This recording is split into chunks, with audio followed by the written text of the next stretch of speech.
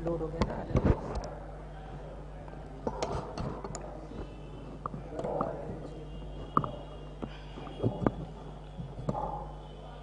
सलवात।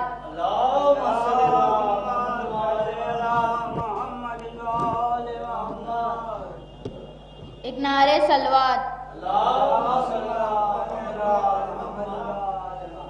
क्या नाम क्या वकार है मेरे हुसैन का, क्या नाम क्या वकार है मेरे हुसैन का, खालिक भी शुक्रगुजार है मेरे हुसैन का, खालिक भी शुक्रगुजार है मेरे हुसैन का। मैंने हर एक बात मुकद्दर पर छोड़ दी और उस पे इख्तियार है मेरे हुसैन का, और उस पे इख्तियार है मेरे हुसैन का। सलवात। आँखों का वज़ू करते हैं शब्बीर के गम से, आँखों का वज़ू करते हैं शब्बीर के गम से, ज़ख्मों का रफ़ू करते हैं शब्बीर के गम से, ज़ख्मों का रफ़ू करते हैं शब्बीर के गम से। अब साल के आगाज़ में जो चाहो करो तुम, हम साल शुरू करते हैं शब्बीर के गम से, हम साल शुरू करते हैं शब्बीर के गम से। सलवात। कौन कहता है कि दरिया नहीं पीता पानी, कौन कहता है कि दरिया नहीं पीता पानी, मेरे अब्बास ने दरिया को पिलाया पानी, मेरे अब्बास ने दरिया को पिलाया पानी। फातिमा हाथ उठाकर जो दुआ कर देती, करबला तेरे संभाले न संभलता पानी, करबला तेरे संभाले न संभलता पानी। देने वाला साकी कौसर जाम खुदा का होता है, काम मेरा मौला करता है, नाम खुदा का होता है। सलवात।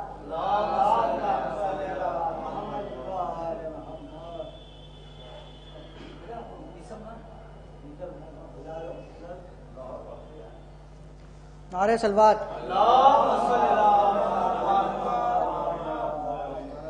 करबो बला में बानो पुकारी, मेरे लाल आओ, मेरे लाल आओ, करबो बला में बानो पुकारी। ये सुना है जंगल कहाँ सो रहे हो, ये सुना है जंगल कहाँ सो रहे हो, कहीं डर ना जाना अकेले हो बेटा, बहुत याद आती है माँ को तुम्हारी, मेरे लाल आओ, मेरे लाल आओ, करबो बला में बानो पुकारी। अंधेरे में बेटा कहाँ छुप गए हो, अंधेरे में बेटा कहाँ छुप गए हो, नहीं माँ की परवाह है इतना बता दो, बहुत याद आती है माँ को तुम्हारी, मेरे लाल आओ, मेरे लाल आओ, करबो बला में बानो पुकारी। ज़ईफ़ी में छोड़ा है बाबा को तुमने, ज़ईफ़ी में छोड़ा है बाबा को तुमने, जिएगा वो कैसे तेरे बाद बेटा, बहुत याद आती है माँ को तुम्हारी, मेरे लाल आओ, मेरे लाल आओ, करबो बला में बानो पुकारी। मेरा चांद बदली में कैसे छुपा है, मेरा चांद बदली में कैसे छुपा है, बता दो ऐ आलम बयां करके सबको, बहुत याद आती है माँ को तुम्हारी, मेरे लाल आओ, मेरे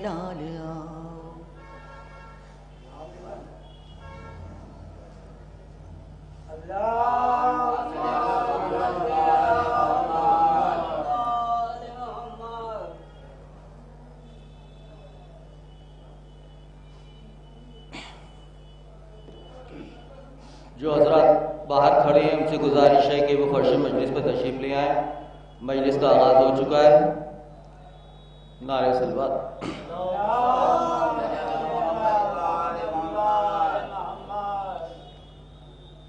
جب خدا کو پکارا علی آ گئے،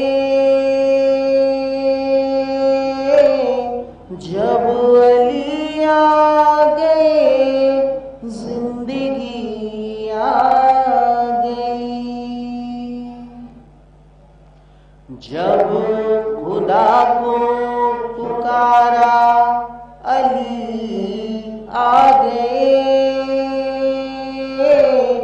جب علی آ گئے زندگی آ گئی.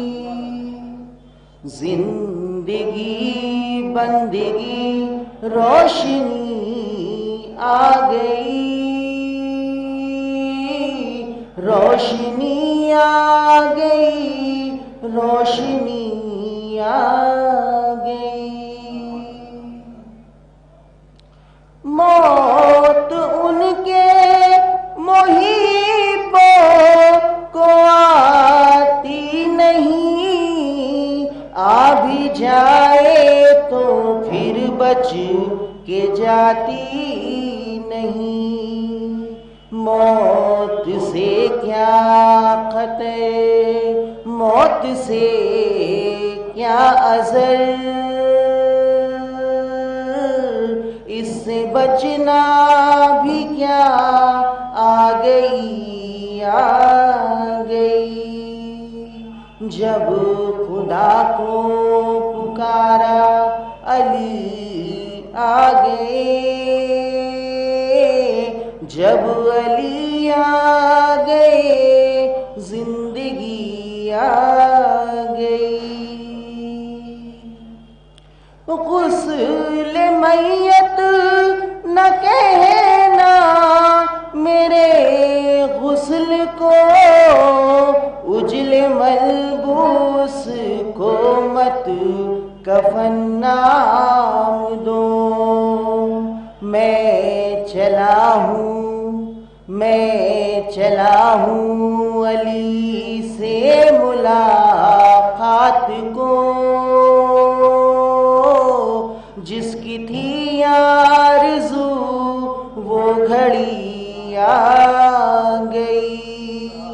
جب خدا کو پکارا علی آ گئے، جب علی آ گئے زندگی آ گئی.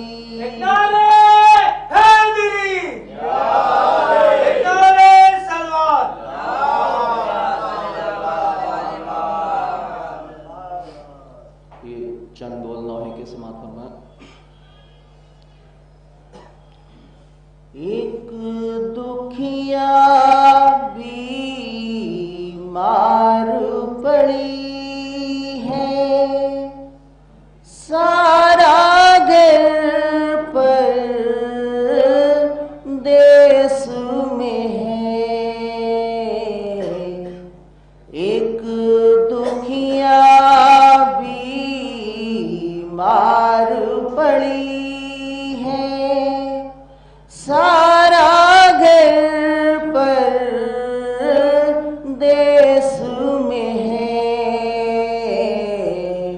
جاگتی آنکھیں ہیں بستر پر، جان مگر پر دیس میں ہے. ایک دکھیا بیمار پڑی ہے، یاد ہمیں وہ کرتا ہوگا، اب تو گھٹنیوں چلتا ہوگا. کچھ اس کے بارے میں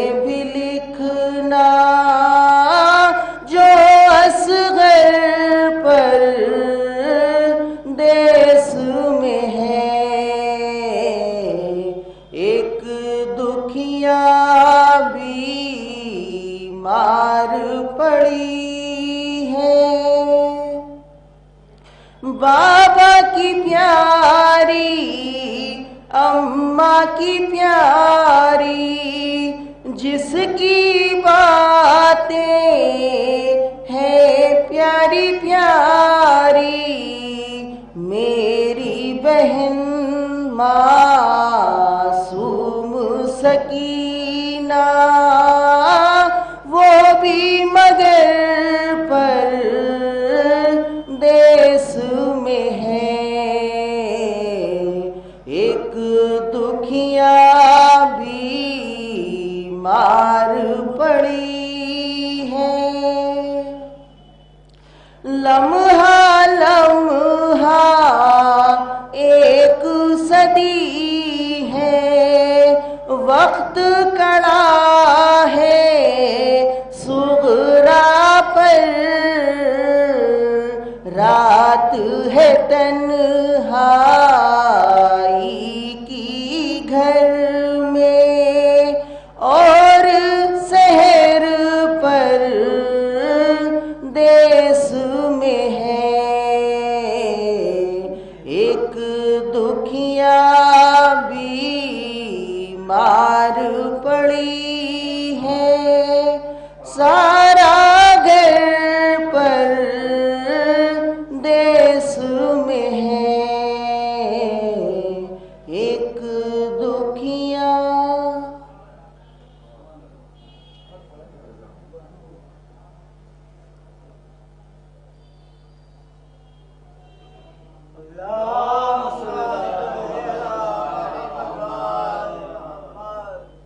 حضرات مومنین السلام علیکم۔ خداوند عالم بحق محمد و آل محمد کے لالو بھائی کو، مرحومین کے برادران کو صبر جمیل عطا فرمائے۔ ایک نعرہ صلوات سے ظاہر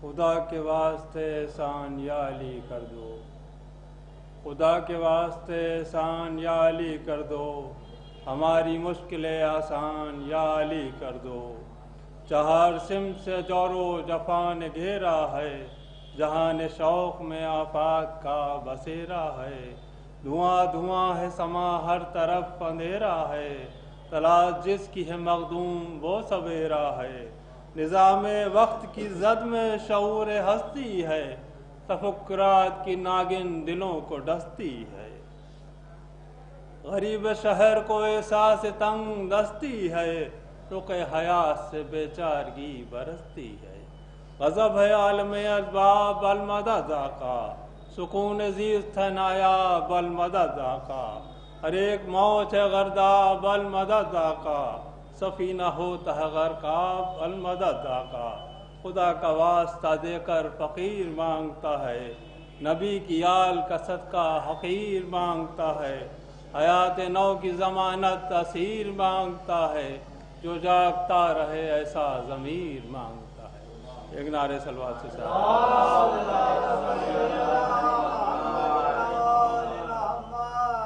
کچھ بھی غم شبیر سے بڑھ کر نہیں دیکھا، کچھ بھی غم شبیر سے بڑھ کر نہیں دیکھا، آنسو کے مقابل میں سمندر نہیں دیکھا، کچھ بھی غم شبیر سے بڑھ کر نہیں دیکھا، آنسو کے مقابل میں سمندر نہیں دیکھا، اور معصومہ کا رومال ہے ابھر کی جبیں پر، معصومہ کا رومال ہے ابھر کی جبیں پر، ایسا تو رسولوں کا مقدر نہیں دیکھا، ایسا تو رسولوں کا مقدر نہیں دیکھا، معصومہ کا رومال ہے ابھر کی جبیں پر، ایسا تو رسولوں کا مقدر نہیں دیکھا، اور روزوں کا نمازوں کا ثواب اپنی جگہ پر، روزوں کا نمازوں کا ثواب اپنی جگہ پر، اور تولا تو تبرع کے برابر نہیں دیکھا، پیاسوں کی نظر میں نہیں کچھ پانی کی اوقات،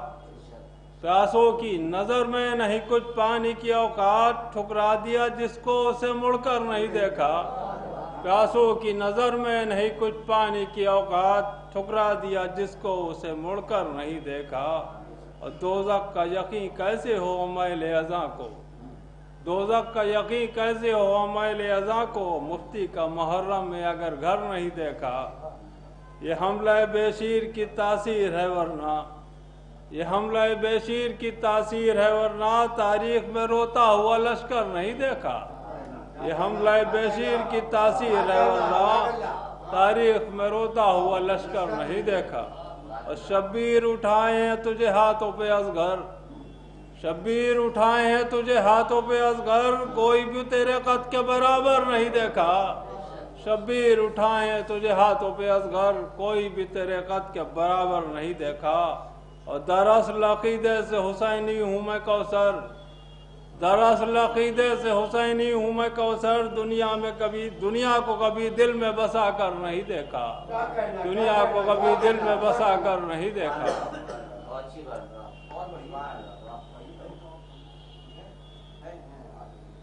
मौलाना साहब आ गए? है कोई? नहीं, अरे आप करना चाह रहे?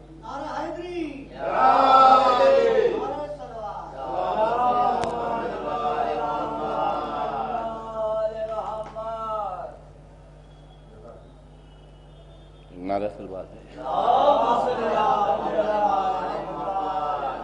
दो तीन शेर की रहमत है आपकी।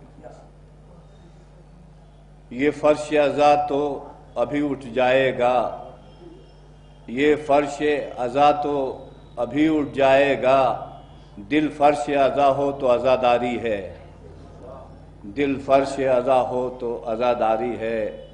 और बस दो तीन शेर की रहमत है। जिंदगी मौत तेरी मंजिल है, जिंदगी मौत तेरी मंजिल है, दूसरा कोई रास्ता ही नहीं। जिंदगी मौत तेरी मंजिल है, दूसरा कोई रास्ता ही नहीं। सिर्फ मजलिस और मातम में ही आना अज़ादारी नहीं, सिर्फ रोना और रुला देना अज़ादारी नहीं, सिर्फ परचम अब्बास गाजी को उठा लेना अज़ादारी नहीं।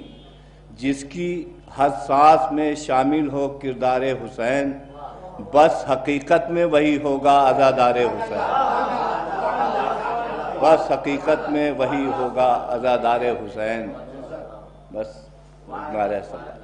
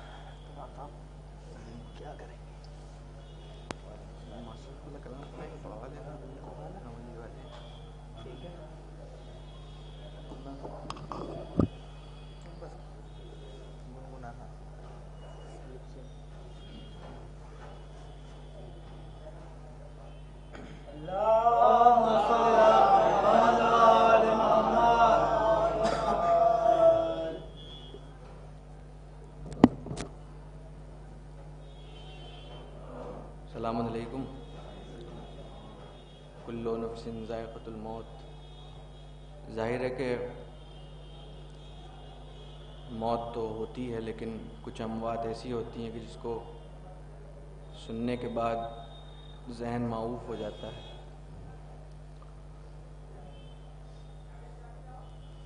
बहरहाल गम हुसैन से बड़ा कोई गम नहीं है, और मैं अपनी तरफ से और तमाम खानवादे को और उनके माँ बाप को और दोस्तों को ताज़ियत पेश करता हूँ। 4 मिसरे पेश कर रहा हूँ, सुनेंगे।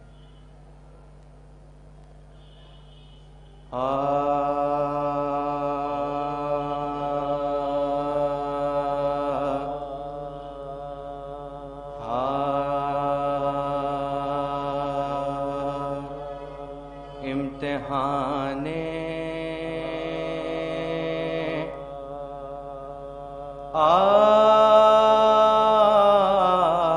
عاشقی میں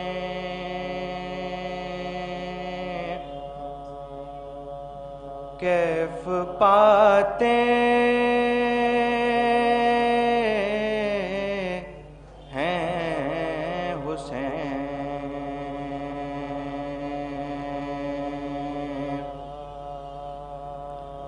امتحان عاشقی میں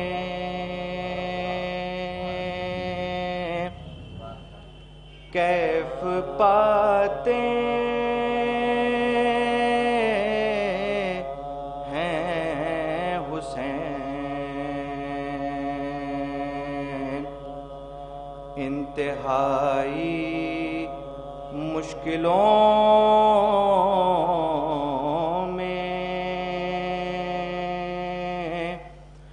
مسکراتے ہیں حسین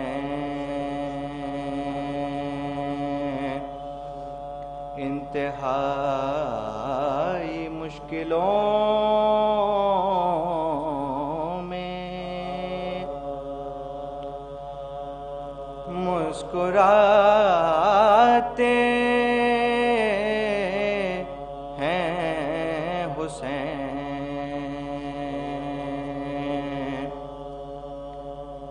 لافتہ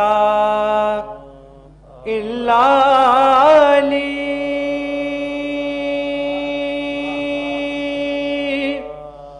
لا سیف اللہ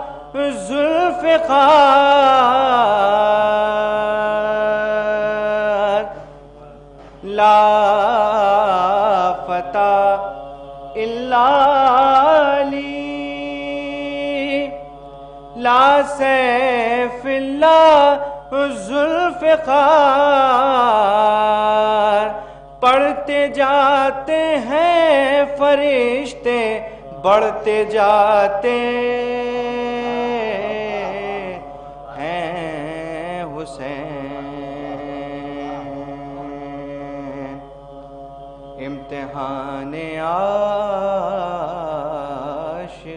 میں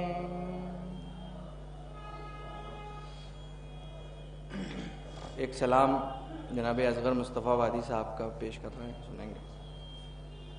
ایک بابا سے بلند صلوات پڑھو.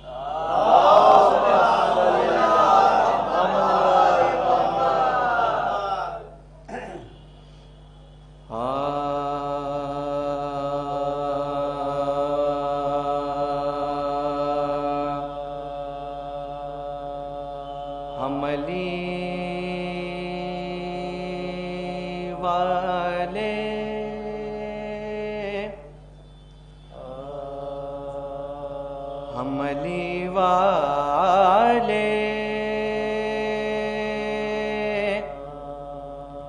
کبھی مشکل میں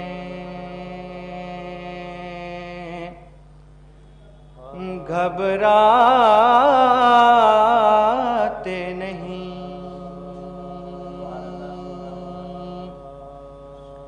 حملی والے کبھی مشکل میں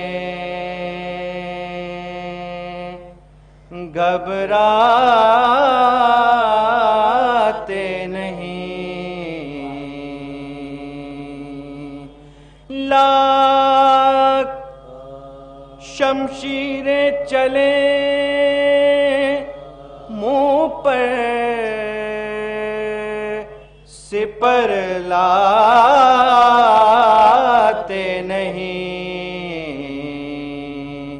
حملی والے گرنے والے ایک دفعہ تو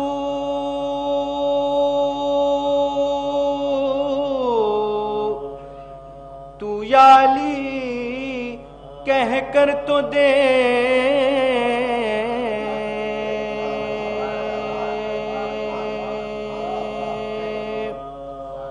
گرنے والے ایک دفعہ تو یا علی کہہ کر تو دیکھ، ماننے والے علی کے ٹھوکریں کھاتے نہیں، ماننے والے علی کے ٹھوکریں کھاتے نہیں، ہم علی والے ہوں حسین ابن علی یا اکبر و عباس ہوں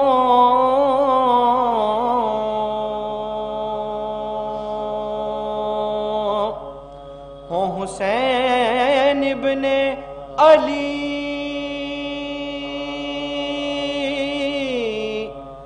یا اکبر و عباس ہوں،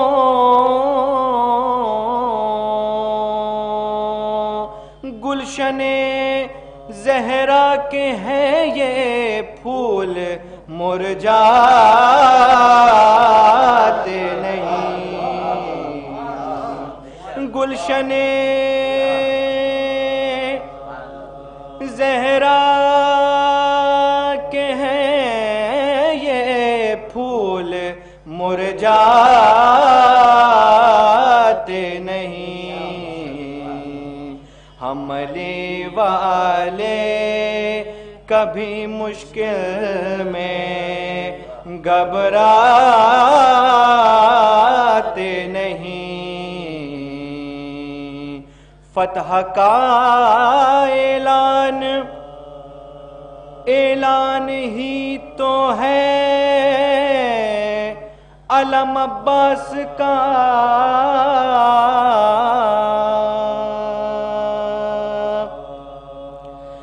سر بلندی ہارنے والے کبھی پاتے نہیں، ہم علی والے آ گئے جب ایسی چوکھٹ پر جہاں ہے زندگی،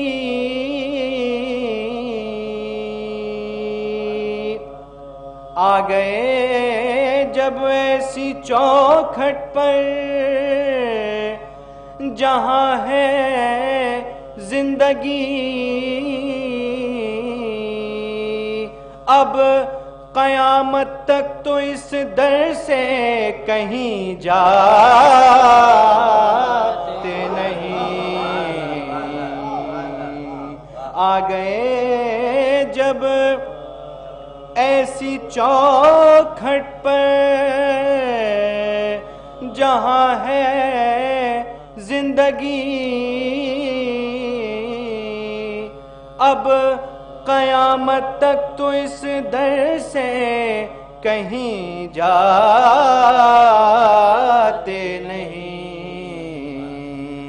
ہم علی والے اے یزید ابن علی سے طالب بیعت ہے کیوں،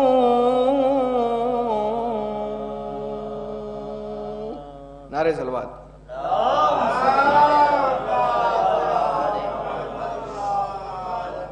ہم علی والے کبھی مشکل میں گھبراتے نہیں، اے یزید ابن علی سے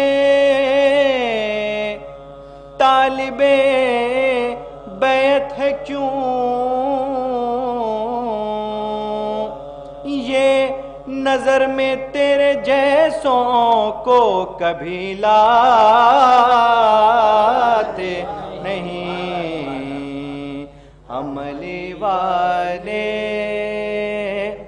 ہائے وہ تو اکبر نے بتایا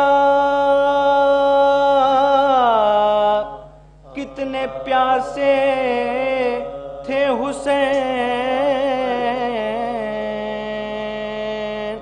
ارے پیاس کا شکوہ لبوں پر شے کبھی لاتے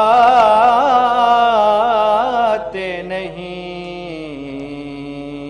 کون بتلاتا ارے کہ کس منزل پہ تھا صبر حسین، شے اگر بے شیر کو مقتل میں یوں لاتے نہیں، شے اگر بے شیر کو مقتل میں یوں لاتے نہیں ہمارے والے۔ آخر میں مرثیے کے چند بند مرحوم کے خانوادے کے لیے خاص طور سے پیش کر رہے ہیں۔ فاتحہ۔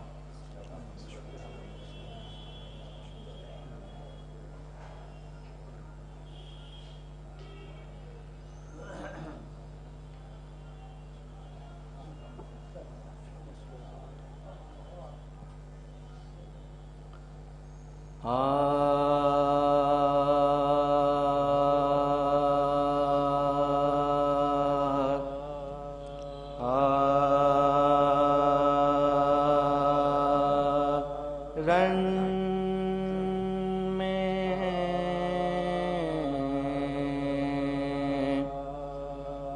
جب بانوے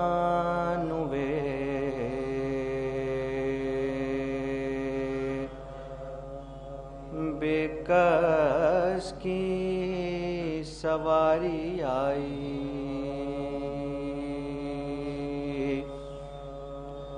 لاش اکبر پہ یہ کرتی ہوئی زاری آئی،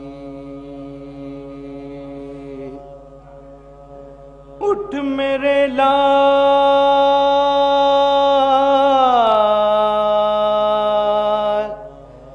یہ مشتاق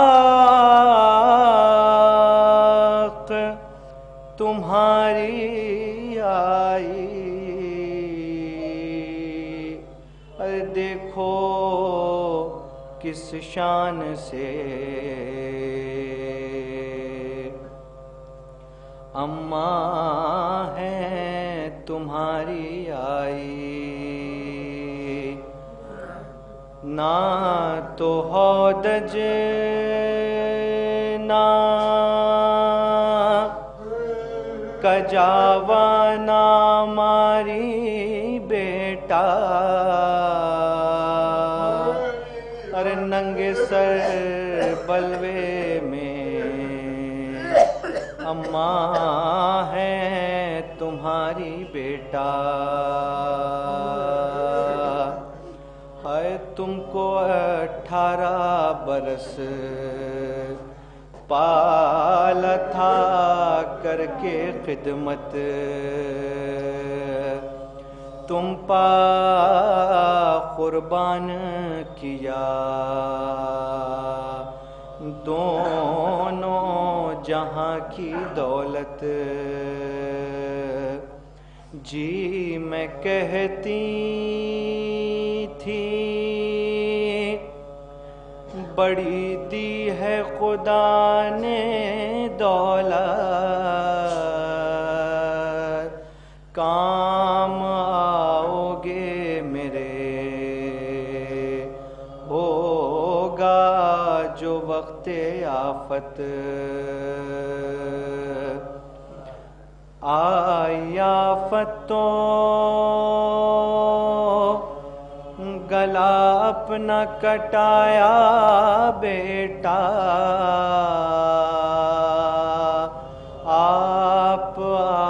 سے چھٹے ماں کو پھنسایا بیٹا، ہائے میرے بانکے سپاہی تیری میت کے نثار، میرے نوخیز جوان تیری شجاعت کے نثار، ان کھلی آنکھوں کے اس چاند سی صورت کے نثار، باحواسی پہ فدا روب و جلالت کے نثار، آج یہ ماں تیری میت پہ کھڑی روتی ہے، ارے آج یہ ماں تیری میت پہ کھڑی روتی ہے، سچ ہے غربت کی عجب شام و سحر ہوتی ہے، ہائے سچ ہے غربت کی عجب شام و سحر ہوتی ہے، ہائے رن میں جب بان ہوئے۔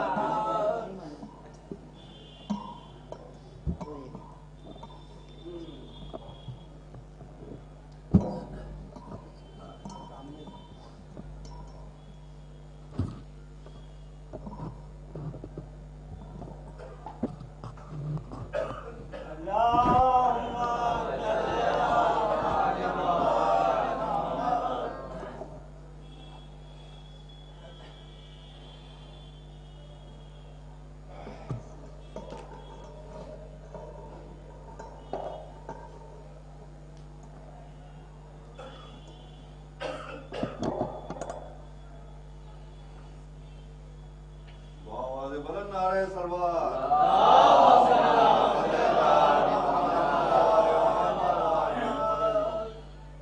رحم اللہ من قرأ الفاتحہ۔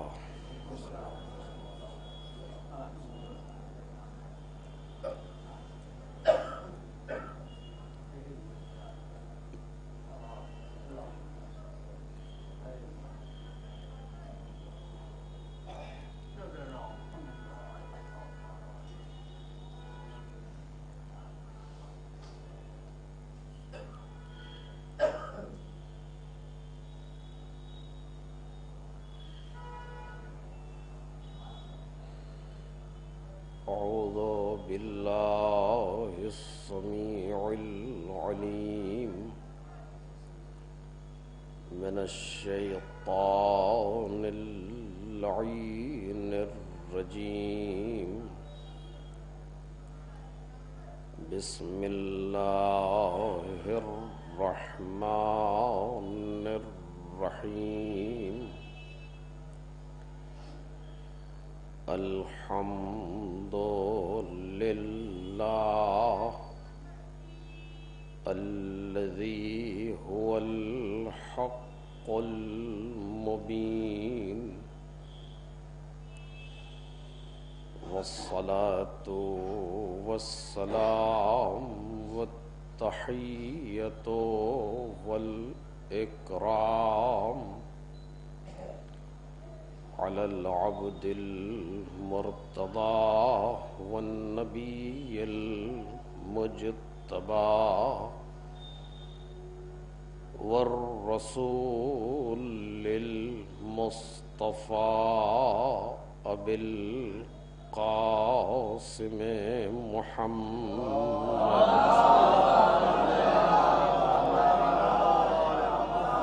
وآله الأطيبين الأطهرين الأكرمين المعصومين المظلومين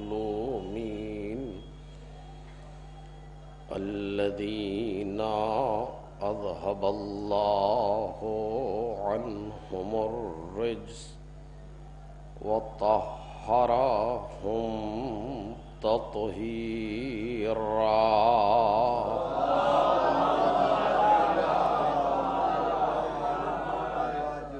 لا سيما ابن الزهراء بقية الله وآيته الكبرى واللعنة الأبدية على أعدائهم أجمعين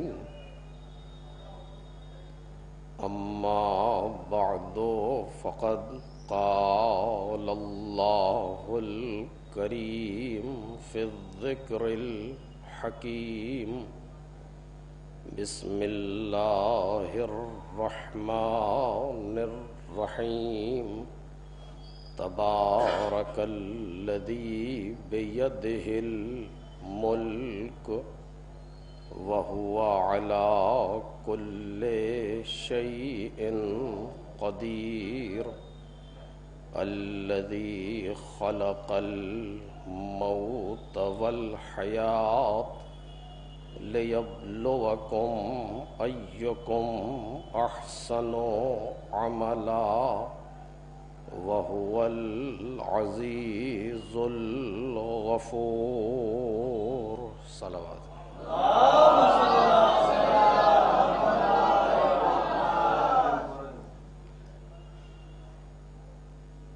بزرگان محترم اور برادران عزیز، سورہ مبارک ملک کی ابتدائی 2 آیتیں ہیں جن سے گفتگو کا آغاز ہو رہا ہے۔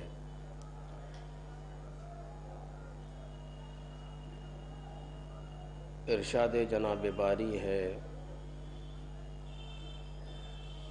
کہ بنام خدائے رحمان و رحیم، بابرکت ہے وہ جس کے ہاتھ میں ملک ہے، اور جو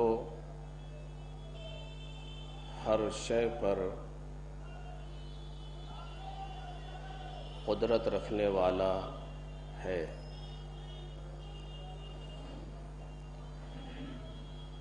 جس نے موت اور حیات کو خلق کیا،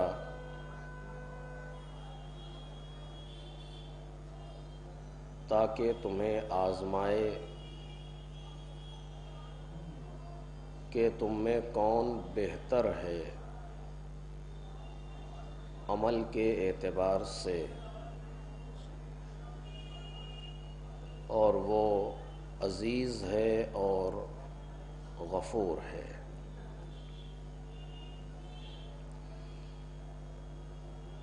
ان 2 آیتوں میں پروردگار عالم نے مختلف موضوعات کو بیان کیا ہے.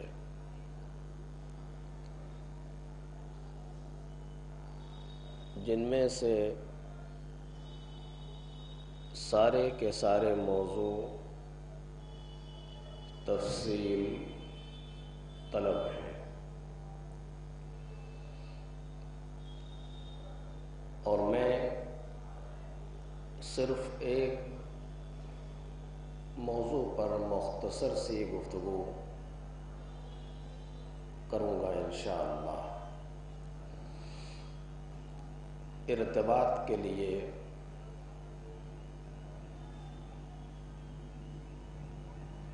صرف 2-3 فقرے. پہلی منزل پر بابرکت ہے وہ جس کے ہاتھ میں ملک ہے. ہاتھ میں ملک ہے یعنی کیا؟ لوگوں نے کہا کہ یہ قدرت کا استعارہ ہے، یعنی بیان یہ کرنا چاہتا ہے کہ اس کی قدرت میں ملک ہے، لیکن لفظ جو استعمال ہو رہی ہے وہ ہے ید. ید یعنی ہاتھ. اور اس لہجے میں گفتگو کی کہ بابرکت ہے وہ جس کے ہاتھ میں ملک ہے. اب یہ ہاتھ میں ملک ہے کیوں کہا؟ خود ایک موضوع ہے کہ لفظ ید کا استعمال، ید یعنی عربی میں ید یعنی ہاتھ، اسی سے بنا ہے ید اللہ، اللہ کا ہاتھ. یہ کیوں کہہ رہا ہے کہ اس کے ہاتھ میں ملک ہے؟ یہ ایک موضوع ہے. خود ملک سے مراد کیا ہے؟ یہ ایک موضوع ہے. ملک سے مراد وہ نہیں ہے جو اردو میں لیا جاتا ہے یعنی کنٹری، نہیں. ملک سے مراد یہ عالم ملک، یہ پورا جہان مادی، اس کو ملک کہا جاتا ہے. بابرکت ہے وہ جس کے ہاتھ میں ملک ہے، یعنی پورا عالم مادی جو ہمارے سامنے محسوس ہے وہ سب کا سب اس کے ہاتھ میں ہے. کیوں کہہ رہا ہے؟ خود یہ ایک موضوع ہے. صرف ایک فہرست آپ کے سامنے عرض کروں گا. وَهُوَ عَلَى كُلِّ شَيْءٍ قَدِيرٌ، وہ ہر شے پر قدرت رکھنے والا ہے. کائنات کی کوئی شے ایسی نہیں ہے کہ جو اس کی قدرت سے باہر نکل جائے.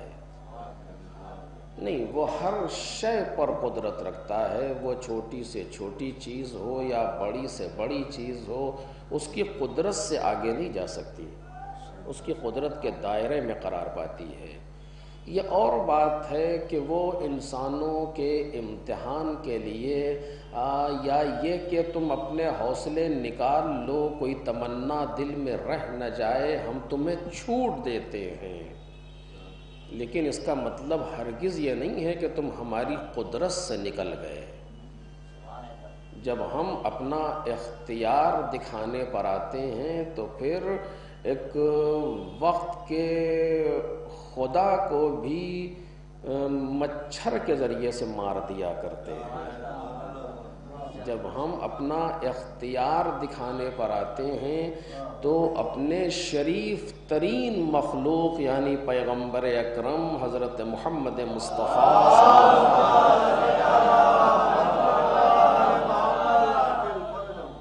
صلی اللہ علیہ وآلہ وسلم کی حفاظت کے لیے بھی ہمیں کسی بہت بڑی چیز کی ضرورت نہیں پڑتی. ہم اپنے حبیب کی حفاظت مکڑی کے جالے سے بھی کر لیتے ہیں.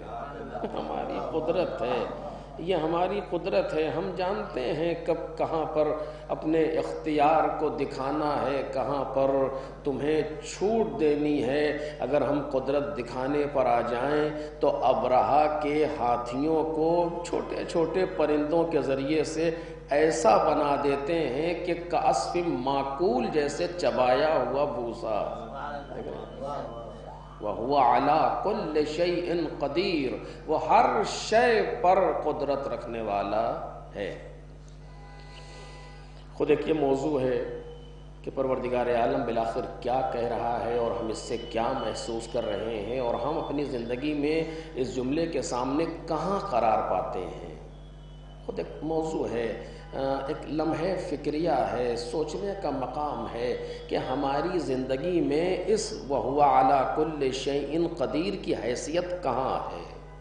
خود ایک موضوع ہے کہ ہم پروردگار عالم کو اپنی زندگی میں کتنا قدرت مند سمجھتے ہیں, جبکہ قدرت مند اس کے لیے غلط ہے, بلکہ وہ عین قدرت ہے. قدرت اس کی ایسی صفت ہے جو صفت ذات قرار پاتی ہے, علم و قدرت و حیات, وہ اس کیفیت میں ہے. لیکن بہرحال خود ایک موضوع ہے. اور اس کے بعد کہتا ہے کہ الذی خلق الموت والحیات, جس نے موت اور حیات کو خلق کیا. اپنی قدرت کے تذکرے کے فوراً بعد جس نے موت و حیات کو خلق کیا, مطلب ارتباط کیا ہے پہلی آیت و دوسری آیت میں. پہلی آیت ہے تبارک الذی بیدہ الملک وہو علی کل شیء قدیر, بابرکت ہے وہ جس کے ہاتھ میں ملک ہے, جو ہر شے پر قدرت رکھنے والا ہے. دوسری آیت ہے الذی خلق الموت والحیات, جس نے موت و حیات کو خلق کیا. ارتباط کیا کہنا چاہتا ہے, ایک موضوع ہے خود. الذی خلق الموت, گزشتہ ایک تقریر میں اسی لفظ پر گفتگو کر رہا تھا کہ جو بھی جا رہی تھی جن لوگوں نے دیکھی ہوگی کہ لفظ خلق استعمال کیا ہے پروردگار عالم نے موت کے لیے. الذی خلق الموت, اور میں اس کو دہراؤں گا نہیں آپ کے سامنے, صرف ارتباط کے لیے عرض کر رہا ہوں. الذی خلق الموت, جس نے موت کو خلق کیا. خلق وہ چیز ہوتی ہے جو وجود رکھتی ہو, جو ایگزسٹ کرتی ہو, جس کا وجود ہو, اسے خلق کیا جا سکتا ہے. عدم کو کوئی خلق نہیں کر سکتا. عدم یعنی نہ ہونا, عدم یعنی جس میں وجود نہ ہو, اس کو عدم کہتے ہیں. عدم قابل خلق نہیں ہوتا, بلکہ جن چیزوں میں وجود ہو بالفعل یا بالقوہ, یعنی وہ چیزیں جو وجود میں ایکچول ہو چکی ہوں یا کم از کم وجود کا پوٹینشل رکھتی ہوں, انہیں خلق کیا جا سکتا ہے. جن میں خلق ہونے کی صلاحیت ہی نہ ہو, اسے کیسے خلق کر دیں گے آپ؟ آپ سے کوئی کہے کہ 2 2 4 بنائیے, آپ بنا کے دکھا دیں گے اسے. لیکن کوئی کہے کہ 2 اور 2 5 بنائیے, کہ ہو ہی نہیں سکتا. اصل اسے خلق ہونے کی, بننے کی صلاحیت نہیں ہے, ممکن ہی نہیں ہے, کیونکہ یہ ایک ایسی چیز ہے کہ جو ہو ہی نہیں سکتی. پروردگار عالم نے موت کے لیے کہا الذی خلق الموت, جس نے موت کو خلق کیا. اور وہ بھی لطف یہ ہے کہ حیات پر موت کو مقدم رکھا. یہ نہیں کہا الذی خلق الحیات والموت کہ ہم یہ کہیں کہ نہیں, اصل میں حیات خلق ہوئی ہے, موت اس کے ضمن میں آئی ہے کہ حیات کے نہ ہونے کو موت کہا جاتا ہے. جو ہم نے اس تقریر میں تفصیل سے عرض کیا, اب اس وقت بیان کا موقع نہیں ہے, تفصیل سے اس کو بیان کیا. کیسے پروردگار عالم نے کہا الذی خلق الموت والحیات, یعنی لفظ خلقہ خلقت کو موت پر وارد کیا, حیات کو اس کے ضمن میں قرار دیا. خود ایک موضوع ہے یہ, اور ایک موضوع اسی سے مرتبط ہے کہ جو اس دن میں نہیں عرض کر سکا اور آج بھی عرض نہیں کروں گا, اور وہ یہ کہ آخر حقیقت توجہ کیجئے, اس دنیا میں جہاں ہم اور آپ جی رہے ہیں اصل کیا ہے, موت یا حیات؟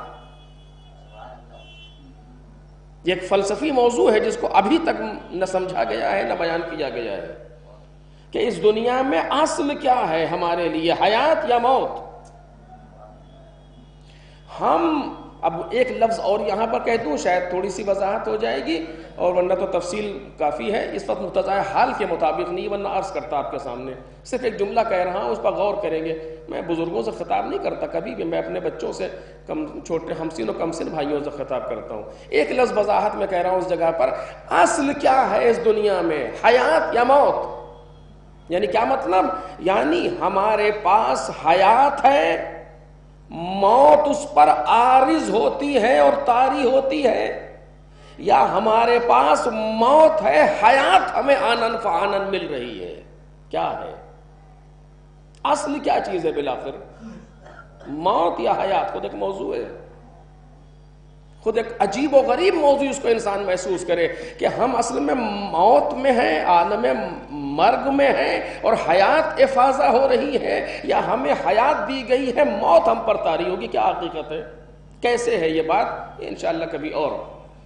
یہاں تک اگر بات پہنچ جائے کہ الذی خلق الموت والحیات، اس نے اپنی قدرت کی مثال کو بیان کرتے ہوئے کہا کہ جو ایسا صاحب قدرت پروردگار کہ جس کے ہاتھ میں ملک ہے، اتنا بڑا صاحب قدرت پروردگار کہ جو ہر شے پر قدرت رکھنے والا ہے، یہ کون خدا ہے؟ یہ کون ہے صاحب قدرت جس نے موت و حیات کو خلق کیا ہے؟ یعنی قدرت کی مثال دی موت سے۔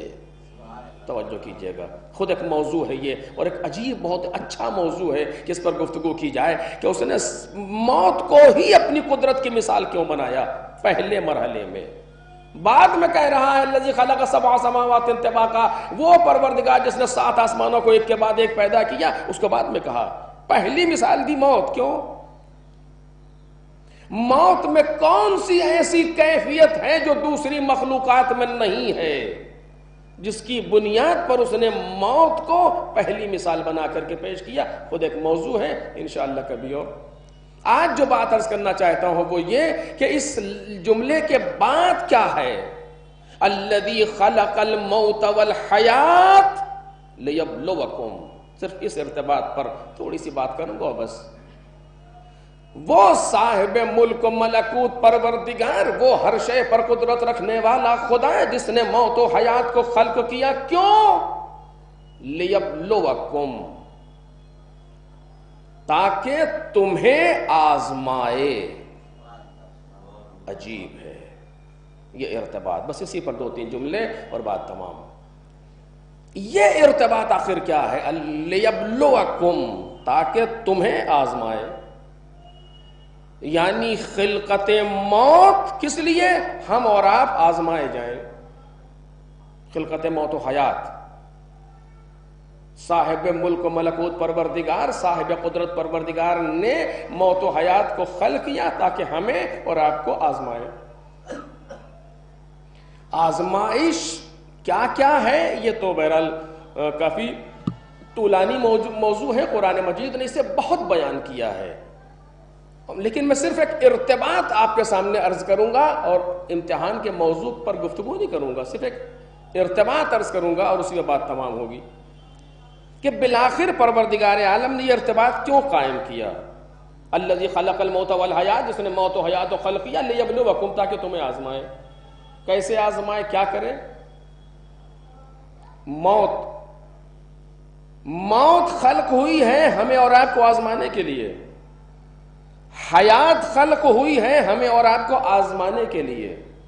اب میں عرض کر رہا ہوں کہ چونکہ وقت میں گنجائش نہیں ہے کہ میں مکمل طریقے سے موضوع کو بیان کر سکوں آپ کے سامنے، لیکن بالآخر مجمع انشاءاللہ محسوس کرے کہ کیا ارتباط کیا ہے ان دونوں میں، ربط کیا ہے آپس میں، موت اور امتحان، کیونکہ یہی تو ہو رہا ہے نا۔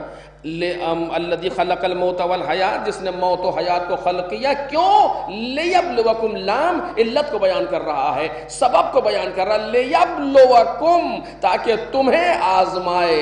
کیا آزمائے؟ ایکم احسن، کہ تم میں بہتر کون ہے۔ عجیب ہے، تمہیں آزمائے کہ تم میں بہتر کون ہے۔ ایکم احسن، تم میں احسن کون ہے، بہتر کون ہے، عملاً، عمل کے اعتبار سے۔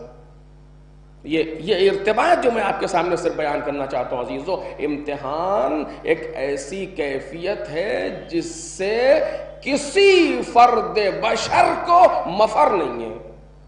اور کسی فرد بشر کو پروردگار عالم نے استثناء نہیں کیا. کوئی بھی کائنات میں ہو اس کو بالآخر امتحان دینا ہے. امتحان کی منزل سے انبیاء گزرے، امتحان کی منزل سے رسول گزرے، امتحان کی منزل سے ائمہ گزرے، امتحان کی منزل سے اولیاء گزرے، امتحان کی منزل سے خاصان خدا گزرے. سب کے سب امتحان کی منزل سے گزر رہے ہیں. کوئی کائنات میں ایسا نہ پیدا ہوا ہے نہ ہوگا جسے امتحان نہ دینا ہو. امتحان کے سلسلے میں جتنی چیزیں آ رہی ہیں اور یہ ضروری نہیں ہے کہ کوئی امتحان کسی اس طریقے سے ہو کہ کبھی کبھی غیر محسوس طریقے سے امتحان ہوتا ہے. انسان محسوس بھی نہیں کر پاتا کہ امتحان ہو رہا ہے اور پروردگار امتحان لے لیتا ہے. اب وہ خوش قسمت ہے وہ لوگ کہ جو امتحان کو محسوس کر لے کہ ہاں منزل امتحان ہے. کبھی پروردگار عالم نعمتوں کی فراوانی سے امتحان لیتا ہے، کبھی پروردگار عالم نعمتوں کو سلب کر کے امتحان لیتا ہے. اس کائنات میں ہم رہنے کے لیے نہیں آئے کہ نعمتوں کی فراوانی معیار بنے یا نعمتوں کی تنگی معیار بنے. نہیں، نعمات الہی اس دنیا میں معیار نہیں بنتی. کبھی نعمتیں دی جاتی ہیں، اس بات کی علامت نہیں ہے خدا ہم سے بہت راضی ہے. کبھی نعمتیں سلب کر لی جاتی ہیں، وہ بھی اس بات کی علامت نہیں ہے کہ پروردگار ہم سے ناراض ہے. نہیں، نہ اس کی رضا نعمت ملنے میں ہے، نہ اس کی ناراضگی نعمت کے سلب ہونے میں. یہ دونوں چیزیں درست نہیں ہیں، بلکہ وہ کسی کو نعمتیں دے کے آزماتا ہے، کسی سے نعمتیں لے کے آزماتا ہے. اصل ہے اس کائنات میں امتحان. اگر ہم اس بات کو محسوس کر لیں کہ میں اس وقت عرض نہیں کر پاؤں گا، اگر اس بات کو محسوس کر لیں تو بہت سی چیزیں ختم ہو جاتی ہیں ہماری زندگی سے.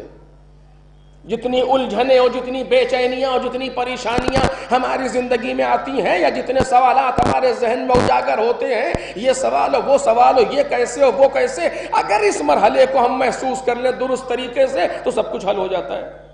کسی طرح کا کوئی سوال باقی نہیں رہ جاتا، کسی طرح کی کوئی بے چینی اور کوئی گھبراہٹ انسان کے دل میں نہیں رہ جاتی. سارے مسائل حل ہوتے نظر آتے ہیں اگر یہ سمجھ میں آ جائے کہ ہم اس دنیا میں رہنے کے لیے نہیں بلکہ امتحان دینے کے لیے آئے.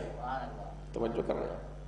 ماضی کے سوالات بھی حل ہوں گے، حال کے سوالات بھی حل ہوں گے، اور استقبال میں آنے والے سوالات کا بھی جواب مل جائے گا. اگر ہمیں محسوس ہو جائے کہ یہ دنیا ہمارے لیے امتحان گاہ ہے، جائے گا نہیں ہے، یہ رہنے کی جگہ نہیں ہے ہمارے لیے، یہ یہاں بسنے کی جگہ نہیں ہے، بلکہ یہ امتحان دینے کے لیے پروردگار عالم نے بھیجا ہے. ہم اس کائنات کے لیے خلق نہیں کیے گئے، ہم اس کائنات کے لیے بنائے نہیں گئے ہیں، بلکہ ہمیں کسی اور عالم میں جا کر کے زندگی گزارنا ہے.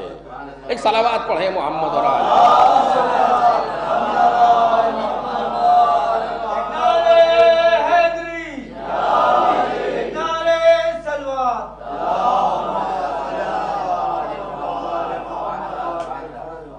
اگر ہمیں یہ محسوس ہو جائے کہ محسوس نہیں ہوتا، معاف کیجئے گا میں جسارت کے ساتھ گفتگو کر رہا ہوں آپ کے سامنے، لیکن ایسا ہی ہے، زبان سے کہنا دوسرا مرحلہ ہے، اس کو اپنے اندر اتار کے محسوس کرنا دوسرا مرحلہ ہے.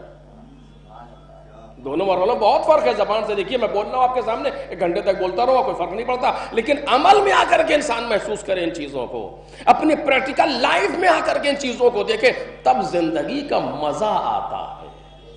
سچ کہہ رہا ہوں آپ سے، یہ مزہ مجھ جیسے انسان تو نہیں لے سکے، لیکن جن لوگوں نے اس مزے کو چکھا ہے انہوں نے بیان کیا ہے کہ پھر زندگی کا مزہ آتا ہے جب انسان کے ذہن میں، میرے بچوں، میرے جوانوں، میرے نوجوانوں، میرے ہمسن بھائیوں، اس جملے پر توجہ کرنا، جب انسان اس دنیا کی اپنے ذہن میں صحیح تصویر بنا لے. ساری مشکلات ہمارے سامنے اس لیے ہیں کہ ہمارے ذہن میں دنیا کی صحیح تصویر نہیں ہے. دنیا کی صحیح تصویر نہیں ہے. آج تک ہم نے کسی کو نہیں دیکھا کہ جو ٹرین میں سفر کر رہا ہو اور جس ڈبے میں مثلاً اگر AC فرسٹ میں بھی آپ جا رہے ہیں جہاں 2 لوگ رہ رہے ہیں اور آپ اپنی فیملی کے ساتھ جا رہے ہیں، میاں بیوی، اس ڈبے میں 2 لوگ ہوتے ہیں کوپے میں، یا 4 لوگ رہتے ہیں کوپے میں. مثلاً AC فرسٹ میں اگر آپ جا رہے ہیں 4 لوگ کوپے میں ہیں، آپ بیوی بچے اور 4 لوگ زندگی کے لیے ایک چھوٹا سا مکان سا اس کے اندر موجود جا رہے ہیں. ہم نے کسی کو نہیں دیکھا اس میں فریج لے جا کر کے رکھتا ہو، اس میں TV جا کر کے بسکٹ کرتا ہو, اس میں دوسرے سامان لگاتا ہو. کیوں آپ سب کیوں نہیں کر رہے؟ آپ کا بڑا اچھا اسٹینڈرڈ ہے, آپ بغیر فریج کے یہاں کیسے رہ لیں گے, آپ بغیر ٹی وی کے یہاں کیسے جی لیں گے؟ کیا کیسی باتیں کرتے ہیں آپ؟ یہ کوئی رہنے کی جگہ تو نہیں ہے, یہ کوئی رہنے کی جگہ تو نہیں ہے. یہ ایک ٹرین ہے جو چل رہی ہے, کوئی اس کی جگہ اتر جاتا ہے, کوئی اس اسٹیشن پر اتر جاتا ہے, کوئی کہیں چلا جاتا ہے. ایک نہ ایک دن تو اترنا ہی ہے اس ٹرین سے, چاہے 1 دن کا سفر ہو یا 2 دن کا سفر ہو یا 3 دن کا سفر ہو, بالآخر اس ٹرین سے اتر جانا ہے. تو یہاں اتنا ہی سامان لے کر کے آیا جاتا ہے جتنا سفر میں لے کے چلا جاتا ہے. ایک صلوات پڑھے نا محمد علیہ.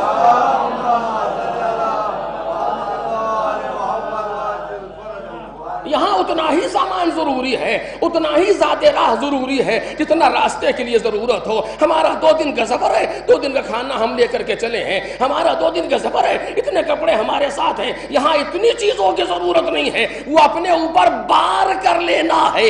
بلکہ عقل مندی کا تقاضا یہ ہے کہ جہاں جا رہے ہو وہاں مہیا کرو سامان کو. جہاں تمہارا سفر ختم ہونے والا ہے وہاں پر آمادگی کرو. یہاں کا فائدہ کیا ہے؟ ابھی تم اس ڈبے سے اتر جاؤ گے, کوپے میں دوسرا انسان آ کر کے بیٹھ جائے گا. یہاں سے ٹرین چلی ہے, اگلے اسٹیشن میں تمہیں اتر جانا ہے, دوسرے کو یہاں آ کر کے بیٹھ جانا ہے. اب تو کورونا کا زمانہ ہے, اب تو ٹرین میں کمبل اور چادر اور پردہ یہ سب بھی نہیں ملتا ہے. اب تو صرف ایک سیٹ ہے جس پر تم بیٹھے ہو, آ کر کے دوسرا بیٹھ جائے گا. اس کو سجانے کا فائدہ کیا ہے؟ اس کو سب کچھ کرنے کا فائدہ کیا ہے؟ یہاں تو جتنا تمہیں رہنا ہے اتنا رہو. ہمیں دنیا میں کتنا رہنا ہے؟ توجہ میرے عزیزو, ہمیں دنیا میں کتنا رہنا ہے؟ میں اسی مثال آپ کے سامنے دوں گا جس کا جواب نہ ہو سکے. سب سے زیادہ اس دنیا میں کون جیا؟ آپ اس شخص کا نام بتائیے مجھے. سب سے زیادہ اس دنیا میں عمر کس نے گزاری؟ سب سے زیادہ اس دنیا میں ہمارے سامنے ایک ہی انسان ہے, قرآن سے سیٹسفائیڈ, جو سب سے زیادہ طولانی عمر گزار کے اس دنیا سے گیا. کون؟ جناب نوح علیہ نبینا علیہ وآلہ السلام. جناب نوح ہے اللہ کا نبی, جس نے سب سے زیادہ دنیا میں عمر گزاری. کتنے دن؟ 950 برس جناب نوح کی تبلیغی زندگی ہے, یعنی جس میں انہوں نے تبلیغ کی ہے, پیغام پہنچایا ہے. خود زندہ کتنا رہے؟ 2500 سال. یہ کسی راوی کی روایت نہیں ہے جو آپ سند پہ بحث کریں, یہ قرآن کی آیت ہے. 2500 سال پیغمبر کو مکے سے مدینے ہجرت کے کتنا زمانہ گزرا؟ 1442 سال. آج 1442 چل رہا ہے, ہجری ہے. پیغمبر کو مکے سے مدینے ہجرت کیے ہوئے 1442 سال گزرے ابھی تک, اور جناب نوح اس سے 1000 سال زیادہ زندہ رہے. 2500 سال عمر ہوتی ہے. کیسے جیے یہ تو ہمیں نہیں معلوم کہ کیا تھا ان کا لائف سٹائل, کیا تھا ان کی ڈائٹ, کیا تھی اور ان کا نسخے کیا تھا, یہ وہی جانے. لیکن قرآن مجید نے یہ کہا کہ اس دنیا میں نوح نے 2500 سال زندگی گزاری. واضح قرآن کہہ رہا ہے. یہاں سے چلے گئے, ایک فرشتے نے جناب نوح سے مذاق سا کیا. مذاق میں تعبیر کر رہا ہوں لیکن ایک مذاق ہی سا ہے. ایک فرشتہ جناب نوح سے پوچھتا, یا اطول الانبیاء عمراً, اے سب سے زیادہ طولانی عمر گزارنے والے نبی. یہ جملے ہیں, یا اطول الانبیاء عمراً, سب سے زیادہ طولانی عمر گزارنے والے نبی, کیف وجدت الدنیا, آپ نے دنیا کو کیسا پایا؟ توجہ کر رہے ہیں, یہ فرشتہ پوچھ رہا ہے جناب نوح سے جس نے 2500 برساتیں جھیلی ہیں اس کائنات میں, 2500 سال جیے, اور ان سے اس نے مذاق کیا یا جو بھی سمجھ لیا آپ. روایت ہے امام نے فرمایا کہ فرشتے نے پوچھا, یا اطول الانبیاء عمراً کیف وجدت الدنیا, ذرا یہ تو بتائیے آپ 2500 سال زندگی گزار کے آ رہے ہیں, آپ نے دنیا کو کیسا پایا؟ اچھا, آپ ہم میں سے آپ میں سے کوئی ہے جو اتنی عمر گزار لے؟ کیسی باتیں کر رہے ہیں. اب تو وہ زمانے بھی چلے گئے جب لوگ سینچری مارا کرتے تھے. اب تو 50-60 رن پہ ایسا مڈل وکٹ سے آؤٹ ہوتے ہیں کہ سمجھی میں نہیں آتا کہ بال تھی کون سی. بعد میں ڈاکٹر سوچتے ہیں مارا کیوں. دیکھیے آپ ایسے ہیں. ابھی پچھلے سال کے واقعہ آپ نے دیکھا ہوگا, ایک صاحب اچھے خاصے بیٹھے ممبر پر مرثیہ پڑھ رہے تھے. چوتھے مصرے میں لڑکھڑائے، پانچواں مصرع موت نے پڑھنے نہیں دیا، ممبر کے نیچے آ گئے. دیکھا آپ نے الہ آباد کا واقعہ. اچھا خاصا انسان پہلا مصرع جب پڑھا ہے تو لوگوں سے توجہ مانگی ہے، کسی کو محسوس بھی نہیں ہو رہا کہ مر جائیں گے. دوسرا مصرع، تیسرا مصرع، چوتھے مصرے پر لڑکھڑا کے گر کے ممبر سے نیچے اور ختم ہو گئے. عجب. پڑھتے پڑھتے تھا جی، ہاتھ بھی نہیں رکھا سینے پر کہ اندازہ لگے کہ درد اٹھا، کچھ بھی نہیں، چہرے پر اثر بھی نہیں آئے کہیں تکلیف ہونے کے. چپ چاپ پڑھتے جیسے کوئی کرتے کرتے سو جائے، توڑ سے گرے اور ختم ہو گئے. عجیب ہے یہ موت ہے. 16 سال کی عمر میں، 17 سال کی عمر میں، 12 سال کی عمر میں ہارٹ اٹیک. یہی کا واقعہ ہے آپ کا یو پی کا 2 سال پہلے کا، غالباً شاید کانپور کہاں کا. 16-17 سال کا لڑکا ہارٹ اٹیک، ہارٹ فیل. عجیب. یہ آج کا حال ہے. اور اب تو کورونا نے تو موت کا بازار اتنا گرم کر دیا ہے کہ جو مرنا بھی نہیں چاہتا اسے بھی مارے دیا جا رہا ہے. تو یہ حال بھی آپ دیکھیے نا، تو اسے کہنے کی ضرورت نہیں ہے ورنہ بات کہیں سے کہیں جائے گی. کتنی عمر گزاریں گے ہم اور آپ دنیا میں؟ جتنے یہاں پر بیٹھے ہوئے ہیں اگر آپ دیکھ لیجئے ذرا غور سے تو میں سمجھتا ہوں کچھ کے علاوہ یعنی 50% سے زیادہ مجمع ہمارے سامنے جو نظر آ رہا ہے، ان میں وہ لوگ ہیں جو آدھی سے زیادہ عمر گزار چکے. آپ کو برا لگے تو معاف کیجئے گا، لیکن حقیقت یہی ہے. ایک صلوات پڑھیں محمد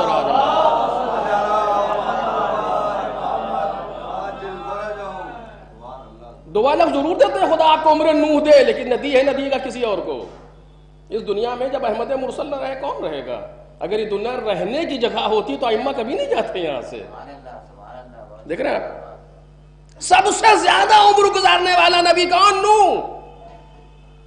اور وہ نبی جس نے دنیا کو پھر سے آباد کیا، کیونکہ تمام ہو گئی تھی دنیا طوفان نوح میں، صرف وہی بچے تھے جو کشتی پر سوار تھے.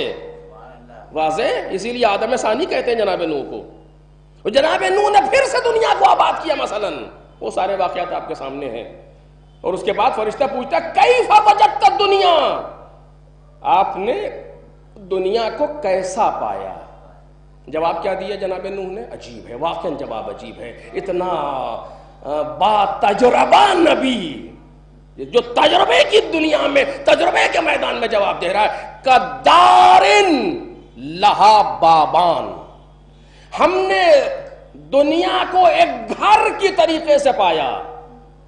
دیکھیے آج بڑے بڑے ولا موجود ہیں، لیکن انبیاء ایسے ولاز میں نہیں رہتے تھے، ان کے مکان چھوٹے. ہم نے دنیا کو ایک گھر کی طریقے سے پایا جس کے 2 دروازے ہوں، ایک سے میں داخل ہوا دوسرے سے خارج ہو گیا. جتنا وقت ایک دروازے سے داخل ہو کر کے دوسرے دروازے سے خارج ہونے میں لگتا ہے، اتنے دن کو میں پایا ہے دنیا کو میں نے. عجب حوصلہ، عجب انداز. 2500 سال جی کے آئے. اور 2500 سال میں عالم یہ ہوتا تھا کہ لوگ اتنے پتھر مارتے تھے کہ دب جاتے تھے، آ کر کے فرشتہ نکالتا تھا. اور اس کے بعد بھی کہہ رہے ہیں میں نے دنیا کو ایسا پایا جیسے کہ ایک گھر کے 2 دروازے ہو، ایک سے جاؤں اور دوسرے سے نکل جاؤں. بالکل جتنا وقت اس میں لگتا ہے دروازے سے داخل و خارج میں، اتنا ہی وقت ہمیں دنیا میں جانے میں آنے میں لگا ہے. عجیب ہے. یہ جناب نوح کہہ رہے ہیں، یہ کوئی یوں ہی نہیں ہے. اگر جناب نوح یہ بات یہاں کہہ رہے ہوتے تو شاید ہماری سمجھ میں نہیں آتی. میں جملہ کہہ رہا ہوں، آپ کے سامنے توجہ کیجئے گا. اگر جناب نوح یہاں کہہ رہے ہوتے یہ بات تو شاید ہماری سمجھ میں بات نہیں آتی. مرنے کے بعد کہہ رہے ہیں، بات واضح ہے. کیوں؟ اس لیے کہ 2 عالم ہیں اس کائنات میں ظاہراً، ورنہ عوالم اس کے اوپر بھی ہیں. ہمارے لیے 2 عالم اس کائنات میں ہے جسے بیان کیا گیا. ایک ہے عالم ملک، ایک ہے عالم ملکوت.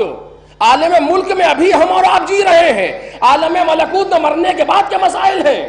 عالم ملک ہے محدود، عالم ملکوت ہے لامحدود.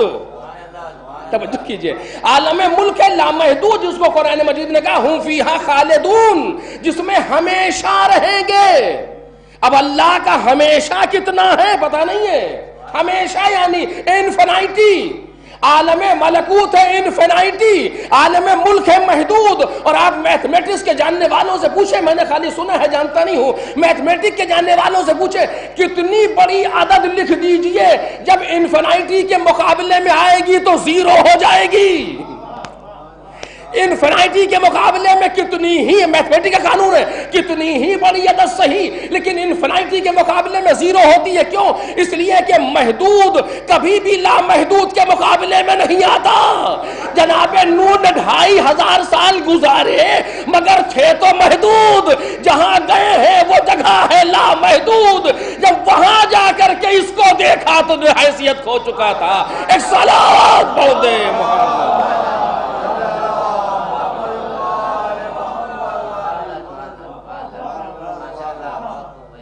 جب جناب نوح وہاں جا کر کے اس کو دیکھ رہے ہیں تو اس دنیا کی حیثیت ختم ہو گئی. صفر نظر آ رہا ہے انہیں. جو انہوں نے اتنا کہہ دیا نا کہ ایک دروازے سے دوسرے سے گئے، یہ بھی بہت زیادہ ہے، یہ بھی بہت زیادہ ہے.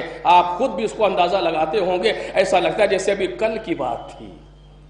اور صرف یہ ایسا ہی نہیں ہے کہ میں خطابت کر رہا ہوں آپ کے سامنے، نہیں، جملے ہیں جناب امیر بیان مولا کائنات علیہ الصلوۃ والسلام عجب شان سے آواز دے رہے ہیں اس مقام پر. کیسے کہتے ہیں الیوم عمل لا حساب وغدن حساب لا عمل. آج عمل ہی عمل ہے، حساب و کتاب نہیں ہے. اگر قدرت حساب و کتاب لے رہی ہوتی تو پھر مجھ جیسے انسان کو یہاں بیٹھنے کا حق کہاں سے ملتا؟ حساب و کتاب نہیں ہے اس دنیا میں. صرف عمل جو چاہو کرو، اچھا کرو، برا کرو، سیاہ کرو، سفید کرو، کچھ بھی کرو، جو چاہو کرو. اس کائنات تمہیں جو کرنا ہے کچھ نہ کچھ، کوئی حساب و کتاب نہیں ہے. کل کا کل حساب و کتاب ہے، عمل نہیں ہے. ادھر آنکھ بند ہوئی، ادھر فائل کلوزڈ. اب کچھ نہیں کر سکتے. جو کر کے آئے ہو اسی پر فیصلہ. توجہ کیجئے، اب کچھ نہیں کر سکتے. مجھے اس سے بحث نہیں. مولا نے کیا کہا؟ صرف 2 لفظیں مولا نے کہی ہیں، الیوم یعنی ٹوڈے، غدن یعنی کل، ٹمارو. مولا نے آج اور کل کی بات کیوں کی؟ دنیا اور قیامت کیوں نہیں کہا؟ دنیا اور آخرت کیوں نہیں کہا؟ کہ دنیا میں عمل ہے، آخرت میں حساب. یہ کیوں نہیں کہہ رہے مولا؟ یہ کیوں کہہ رہے آج عمل ہے کل حساب؟ کہ جتنا وقت میں آج اور کل میں لگتا ہے اتنا ہی وقت دنیا اور آخرت میں لگے گا. جب آخرت میں جا کے دیکھو گے تو کل کی بات نظر آئے گی. ایک صلوات پڑھ دے محمد.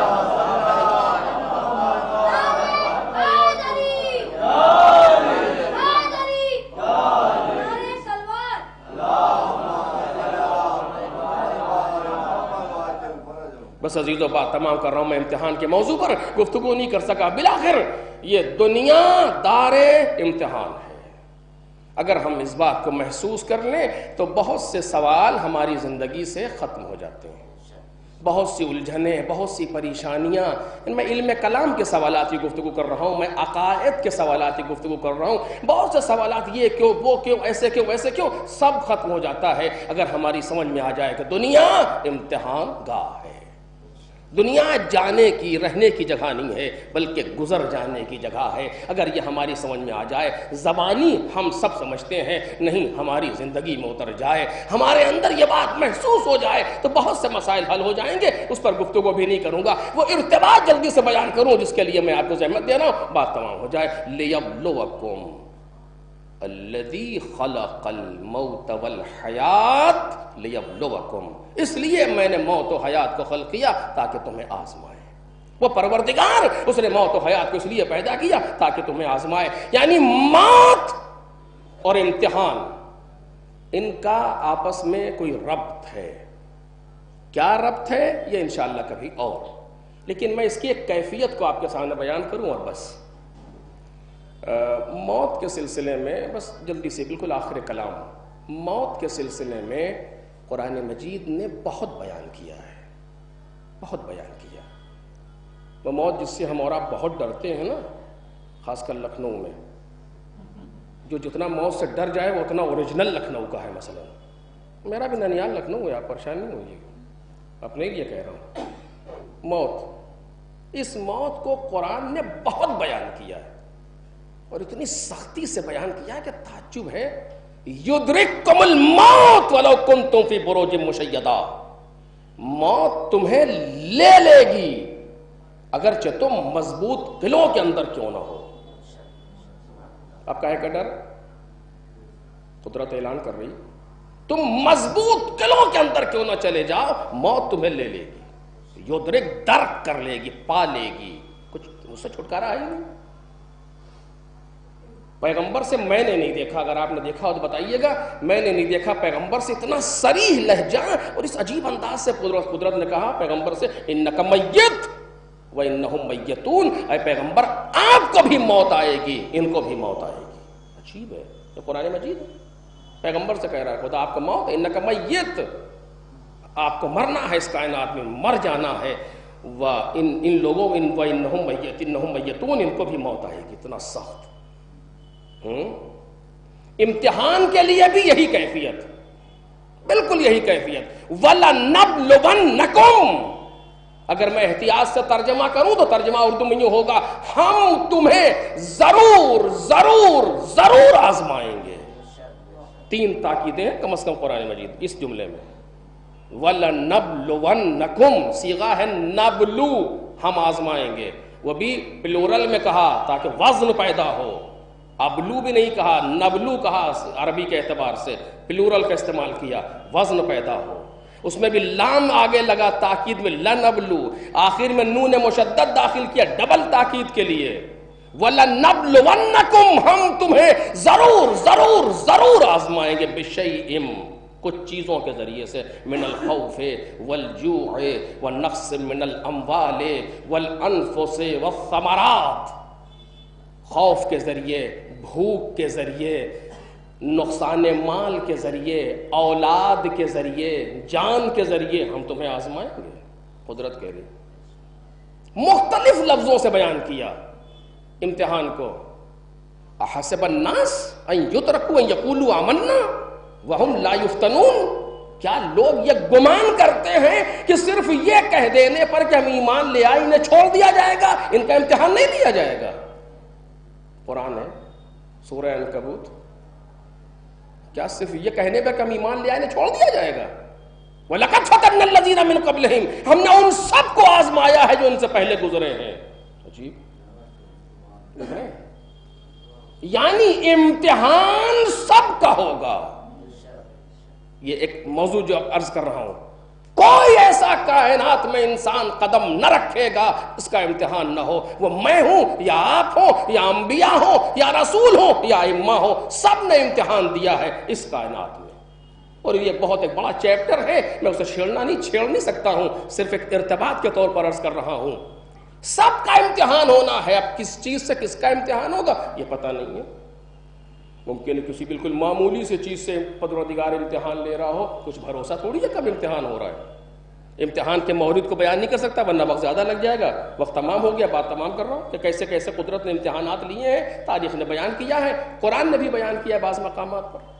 لیکن بالآخر میں صرف اتنا کہنا چاہتا ہوں کہ امتحان ہوگا، یہ طے، ایک اصل کلی ہے جس میں کسی طرح کا ریب و شک نہیں ہے۔ ایک موت کی بھی یہی کیفیت ہے کہ موت کو آنا ہے، یہ طے ہے، ابھی مرو یا کبھی مرو بحث نہیں ہے، لیکن بالآخر مرنا ہے۔ سب چلے گئے دنیا سے تو ہم بھی جائیں گے، دنیا سے جانا ہے۔ موت بھی یقینی، توجہ کیجئے، ہم نے موت کو، حیات کو خلق کیا تاکہ تمہیں آزمائیں۔ میں اس ارتباط کو بیان کر رہا ہوں، اس ربط کو بیان کر رہا ہوں، ریلیشن کیا ہے بٹوین موت اور امتحان، اس کو بیان کر رہا ہوں آپ کے سامنے کہ موت اور امتحان میں کیا ریلیشن ہے، کیوں پروردگار کہہ رہا ہے، اس کو بیان کر رہا ہوں۔ موت یقینی، کوئی شک نہیں، کائنات میں کوئی ایسا پیدا نہیں ہوا جو موت پر شک کرتا ہو۔ امتحان یقینی، کسی کو شک نہیں ہے اس کے اندر۔ قرآن اٹھا کر کے دیکھیے یا معصومین کی روایات دیکھیے، تاریخ کا جائزہ لیجئے، سب کو آزمایا گیا ہے اور سب کو آزمایا جائے گا۔ موت یقینی، امتحان یقینی۔ کن چیزوں سے امتحان یہ بھی بتا دیا، کہاں موت تمہیں، ہر جگہ موت کے لیے، کہیں بھی تم رہو موت تمہیں آئے گی، لیکن 2 چیزیں بس عزیزو، آخری منزل، 2 چیزیں نہ موت کے لیے بتائیں نہ امتحان کے لیے بتائیں، بس اس کو آپ سن لیں، مجلس تمام ہوگی۔ 2 چیزیں ایسی ہیں جو موت میں بھی ہڈن، مخفی رکھی گئی ہیں۔ اور امتحان میں بھی مخفی رکھی گئی دو چیزیں. موت آئے گی پتا ہے، دو چیزیں نہیں معلوم. امتحان ہوگا پتا ہے، دو چیزیں نہیں معلوم. کیا؟ زمان و مکان، وقت اور جگہ. یہ نہ موت کے سلسلے میں بتایا نہ امتحان کے سلسلے میں بتایا. توجہ کیجئے. موت کب آئے گی نہیں معلوم، کہاں آئے گی پتہ نہیں. وما تدری نفس، قرآن مجید ہے، وما تدری نفس بأی ارض تموت. کسی ایک کو یہ پتا نہیں ہے کہ اسے کس زمین پر موت آئے گی، نہیں معلوم. کب آئے گی موت پتہ نہیں. کب اور کہاں، یہ دو چیزیں ہڈن ہیں، مخفی ہیں، نہیں بتایا کیا. یہ ہمارا طریقہ ہے کہ ہم سمجھتے نہیں اور کہتے ہیں کہ ابھی اس کے مرنے کے دن نہیں تھے. اچھا ماشاءاللہ، یعنی اس کے مرنے کے دن کو پروردگار سے بہتر آپ سمجھتے ہیں. یہ شوگر کوٹڈ شرک. کسی جوان کی اگر کہیں خدا نہ کردہ کسی حادثے کا شکار ہو جائے یا کچھ ہو جائے، کسی طریقے سے موت آ جائے، ہر انسان آ کر کے پڑے اس میں کہتا ہے ابھی اس کے مرنے کے، اب کیسے معلوم مرنے کے دن کون سا ہے؟ یہ شوگر کوٹڈ شرک ہے، پروردگار کی مرضی میں مداخلت ہے. جو انسان جس دن دنیا سے جا رہا ہے وہی اس کے مرنے کا دن ہے. اس کے پروردگار نے اس کو اس دنیا میں 12 سال کی عمر دی تھی. ہم کون ہوتے ہیں 12.5 سال کہنے والے؟ کہاں لکھ کر کے آیا ہے کہ 80 برس کی عمر میں انتقال ہوگا؟ کہاں لکھ کر کے آیا ہے کہ اتنے سال میں ہم دنیا سے جائیں گے؟ پتہ نہیں. کب دنیا سے جانا نہیں معلوم. بھائی اس کی مرضی ہے، وہ مالک ہے، جب چاہے لے لے. والدین کے لیے بھی یہی جملہ ہونا چاہیے تھا، دوسروں کے لیے بھی جملہ ہونا چاہیے تھا. اولاد کیا ہے؟ اولاد پروردگار کی امانت ہے یا نہیں ہے؟ پروردگار کی امانت ہے اولاد. مالک نے مجھے بیٹا دیا ہے، امانت ہے اس کی ہمارے پاس، ہم اسے پرورش کر رہے ہیں. پروردگار نے کچھ دن بعد کیسے واپس کرو. اب مالک تیرے بارگاہ میں حاضر ہے، پھر یہ امانت ہونا یہی چاہیے. امام کا بیٹا مریض ہے، چھٹے امام کا، ایک صلوات پڑھو.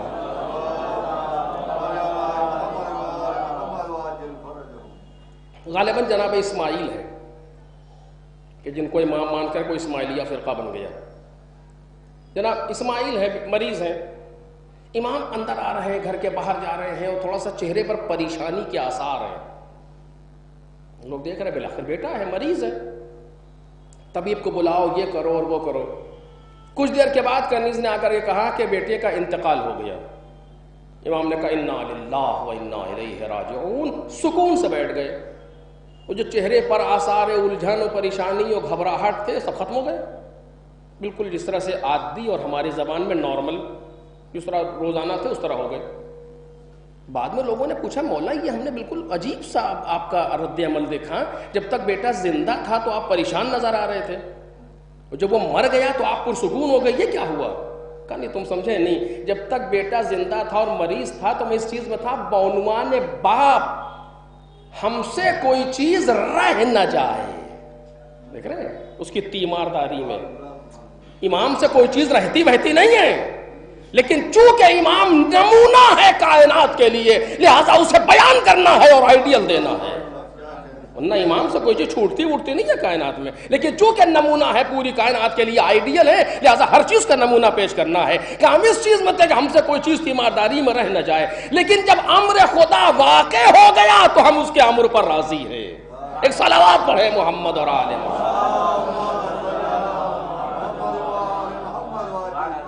جس انسان کو پروردگار عالم اس کائنات جتنی عمر دی اتنی عمر گزارے گا. وہ کوئی جوانی میں جائے گا اس کائنات سے، کوئی لڑکپن میں جائے گا، کوئی بچپنے میں جائے گا، کوئی ماں کی آغوش میں جائے گا، کوئی دودھ پیتا ہوا جائے گا، کوئی 90 برس کی عمر کرے گا، کوئی 80 برس کی عمر کرے گا، فرق نہیں پڑتا. بالآخر اس کائنات سے سب کو جانا ہے. کب جانا ہے، کہاں جانا ہے، یہ قدرت نے نہیں بتایا. پورا قرآن اٹھا کر کے آپ دیکھیں، کسی کے لیے معلوم نہیں ہے کہاں موت آئے گی اور کب موت آئے گی. امام نے بھی نہیں بتایا کسی کے لیے. خاص مراحل کو چھوڑ کر کے سرکار سید الشہداء نے کربلا کو دکھا دیا تھا کہ ہم یہاں قتل ہوں گے، الگ موضوع ہے. لیکن عام طور سے کسی کو نہیں پتا کس کو کس زمین پر موت آئے گی، کس کو کب موت آئے گی. بالکل یہی کیفیت امتحان میں رکھی خدا نے. امتحان ہوگا لیکن یہ نہیں بتایا کب امتحان ہوگا، یہ نہیں بتایا کہاں امتحان ہوگا. توجہ کیجئے گا، جو کیفیت موت کے لیے رکھی ہے وہی کیفیت امتحان کے لیے رکھی. نہ امتحان کا وقت بتایا، نہ موت کا وقت بتایا، نہ امتحان کی جگہ بتائی، نہ موت کی جگہ بتائی. مطلب کیا ہوا؟ بس میں ختم کر رہا ہوں کلام کو. مطلب یہ ہوا کہ ہر زمین پر امتحان و موت کے لیے آمادہ رہو، ہر وقت امتحان و موت کے لیے آمادہ رہو. ایک صلوات پڑھ دے محمد.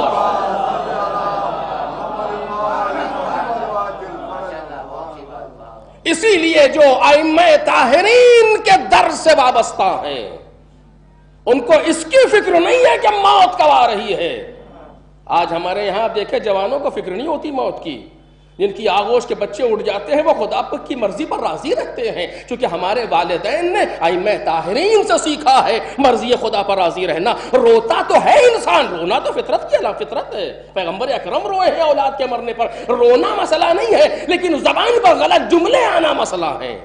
غلط چیزیں آنا غلط ہے کہ یہ نہیں اور وہ نہیں اور ایسا نہیں ویسا نہیں. نہیں، اس کی مرضی ہے. جب چاہے امانت کو ہم سے واپس لے لے. نہ ہمارے والدین کی کیفیت یہی ہے، ہمارے بھائی بہنوں کی کیفیت یہی ہے. پروردگار کی مرضی ہے، اس نے ہمارا بھائی ہم سے لے لیا، اس کی مرضی ہے. ہمارا اس میں کوئی دخل نہیں ہے. ہمیں اس کی رضا پر راضی رہنا چاہیے. کیوں؟ چونکہ ہمارے والدین نے، ہمارے بھائی بہنوں نے، ہمارے پڑوسیوں نے یہ سارا سبق ائمہ طاہرین کے در سے سیکھا ہے. ان کو اس کی فکر نہیں ہوتی کہ موت کب آئے گی، ان کو اس کی فکر ہوتی ہے امتحان میں ناکام نہ ہو جائیں.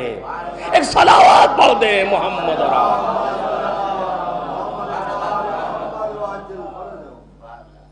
ایک باپ اور ایک بیٹا، گھوڑے پر باپ بھی سوار ہے، گھوڑے پر بیٹا بھی سوار ہے. دونوں چل رہے ہیں آہستہ آہستہ منزل کی طرف. قافلہ رواں دواں ہے. گھوڑے کی پشت پر باپ کی ہلکی سی آنکھ لگی. چلتے ہوئے گھوڑے میں ہلکا سا باپ غنودگی کی کیفیت میں آیا. آنکھ لگی. اچانک آنکھ کھلی تو کہا انا للہ و انا الیہ راجعون. برابر میں ایک قدم پیچھے بیٹے کا گھوڑا تھا. بیٹے نے باپ کے لبوں سے تسبیح استرجاع کو سنا، انا للہ کو. جیسے سنا فوراً رکا. وہ کہا بابا اس وقت تسبیح استرجاع کا مطلب کیا ہے؟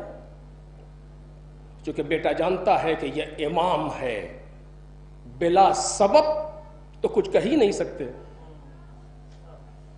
کیوں اس وقت انا للہ پڑھ رہے ہیں؟ کوئی یہاں موت کی کیفیت بھی نہیں ہے. بیٹے نے پوچھا تو باپ نے جواب دیا کہ میرے لال، ابھی ہلکی سی میری آنکھ لگی تو میں نے خواب میں دیکھا کہ کوئی کہہ رہا ہے کہ یہ آگے آگے جا رہے ہیں، موت ان کے پیچھے پیچھے آ رہی ہے، موت ان کا تعاقب کر رہی ہے. یہ جملے ہیں، موت ان کا تعاقب کر رہی ہے. آپ بتائیے جوان کے سامنے جب موت کا لفظ آئے تو کون سی چیزیں سامنے آتی ہیں؟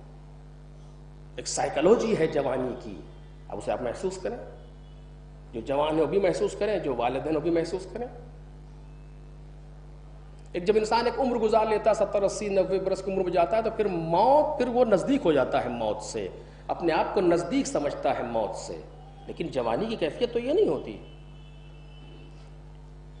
باپ کیا کہہ رہا ہے کہ ابھی کان میں آواز آئی یا کسی نے خواب میں کہا کہ یہ آگے آگے چل رہے ہیں، موت ان کے پیچھے پیچھے آ رہی. بیٹے کو کیا کہنا چاہیے تھا؟ رد عمل جو طبیعی تھا، نیچرل ریئیکٹ جو ہونا چاہیے تھا، ریئیکشن کیا تھا؟ سب سے پہلی چیز جو ہمارے سمجھ میں آ رہی ہے، آپ بھی سوچیں گے اس پر کہ بابا پھر بچنے کا طریقہ کیا ہے؟ یہ سوال ہونا چاہیے تھا. اگر ہم سے کوئی کہے کہ آپ باہر جا رہے ہیں، باہر موت ہے، کہیں پھر بچیں کیسے؟ پہلا سوال یہی آتا ہے. بالکل ایک طبیعی ریئیکشن ہے. اچھا یہ نہ پوچھتا بیٹا، دوسرا سوال کرتا پھر بابا ہم آپ کی حفاظت کیسے کریں؟ یہ سوال ہونا چاہیے تھا. لیکن نہ وہ سوال کیا نہ یہ سوال کیا. عجیب ہے. اگر یہ سوال اور یہ جواب ہمارے سامنے نہیں ہوتے تو ہم موت کی حقیقت کو صحیح سمجھ نہیں سکتے تھے. جیسے ہی باپ نے کہا کہ یہ آگے آگے جا رہے ہیں, موت ان کے پیچھے پیچھے آ رہی ہے, تو بیٹے نے کیا سوال کیا؟ یا ابتا یا ابتے افلسنا علی الحق, اے بابا کیا ہم حق پر نہیں ہیں؟ کیا ارتباط ہے موت کا حق سے؟ اے بابا کیا ہم حق پہ نہیں ہیں؟ دیکھا آپ نے, حق پر ہونا اور نہ ہونا یہی تو امتحان ہے. توجہ کریں, ہم حق پر ہیں کہ نہیں ہیں یہی تو امتحان ہے. جو جملے نکل رہے ہیں یہ حق پر ہیں کہ نہیں ہیں, جو قدم اٹھ رہے ہیں یہ حق پر ہیں کہ نہیں ہیں, جو نگاہیں اٹھ رہی ہیں یہ حق پر ہیں کہ نہیں, یہ تو یہی تو امتحان ہے. بیٹا کیا پوچھ رہا, ہم حق پر ہیں کہ نہیں ہیں؟ موت امتحان. امام حسین نے کہا کہ میرے لال اگر آج کوئی حق پر ہے تو میں اور میرے ساتھی. اس کے بعد جناب علی اکبر نے جواب کیا دیا؟ تاریخ نے خوب لکھا اس جواب کو بھی. فرماتے ہیں اذن لا نبالی بالموت. عجیب ہے میرے عزیزو, مجھے نہیں ملا یہ جملہ اس گھرانے کے علاوہ کہیں بھی. اذن لا نبالی بالموت, بابا ہمیں پھر موت کی کوئی پرواہ نہیں. جب یہ سند مل گئی کہ ہم حق پر ہیں یعنی امتحان میں کامیاب ہیں, تو فرماتے ہیں ہمیں موت کی کوئی پرواہ نہیں. اوقع الموت علیہ وقعت علی الموت, موت ہم پر آ پڑے یا ہم موت پر جا پڑے. یہ کیا ہے؟ یہ اسی گھر کا طریقہ تھا کہ جس نے موت کو اس طریقے سے کائنات میں روشناس کرا دیا کہ جس میں دنیا انگشت بدنداں ہے. اور اس بچے نے جو کہا تھا وہ کر کے دکھایا. بس میرے عزیزو, جوان کی موت ہے اور سخت ہے. بوڑھے باپ کے سامنے اولاد کا اٹھ جانا سخت ہے, یقیناً سخت ہے. میر انیس نے صحیح کہا تھا کہ دشمن کو بھی خدا نہ دکھائے پسر کدا. بہت سخت ہے.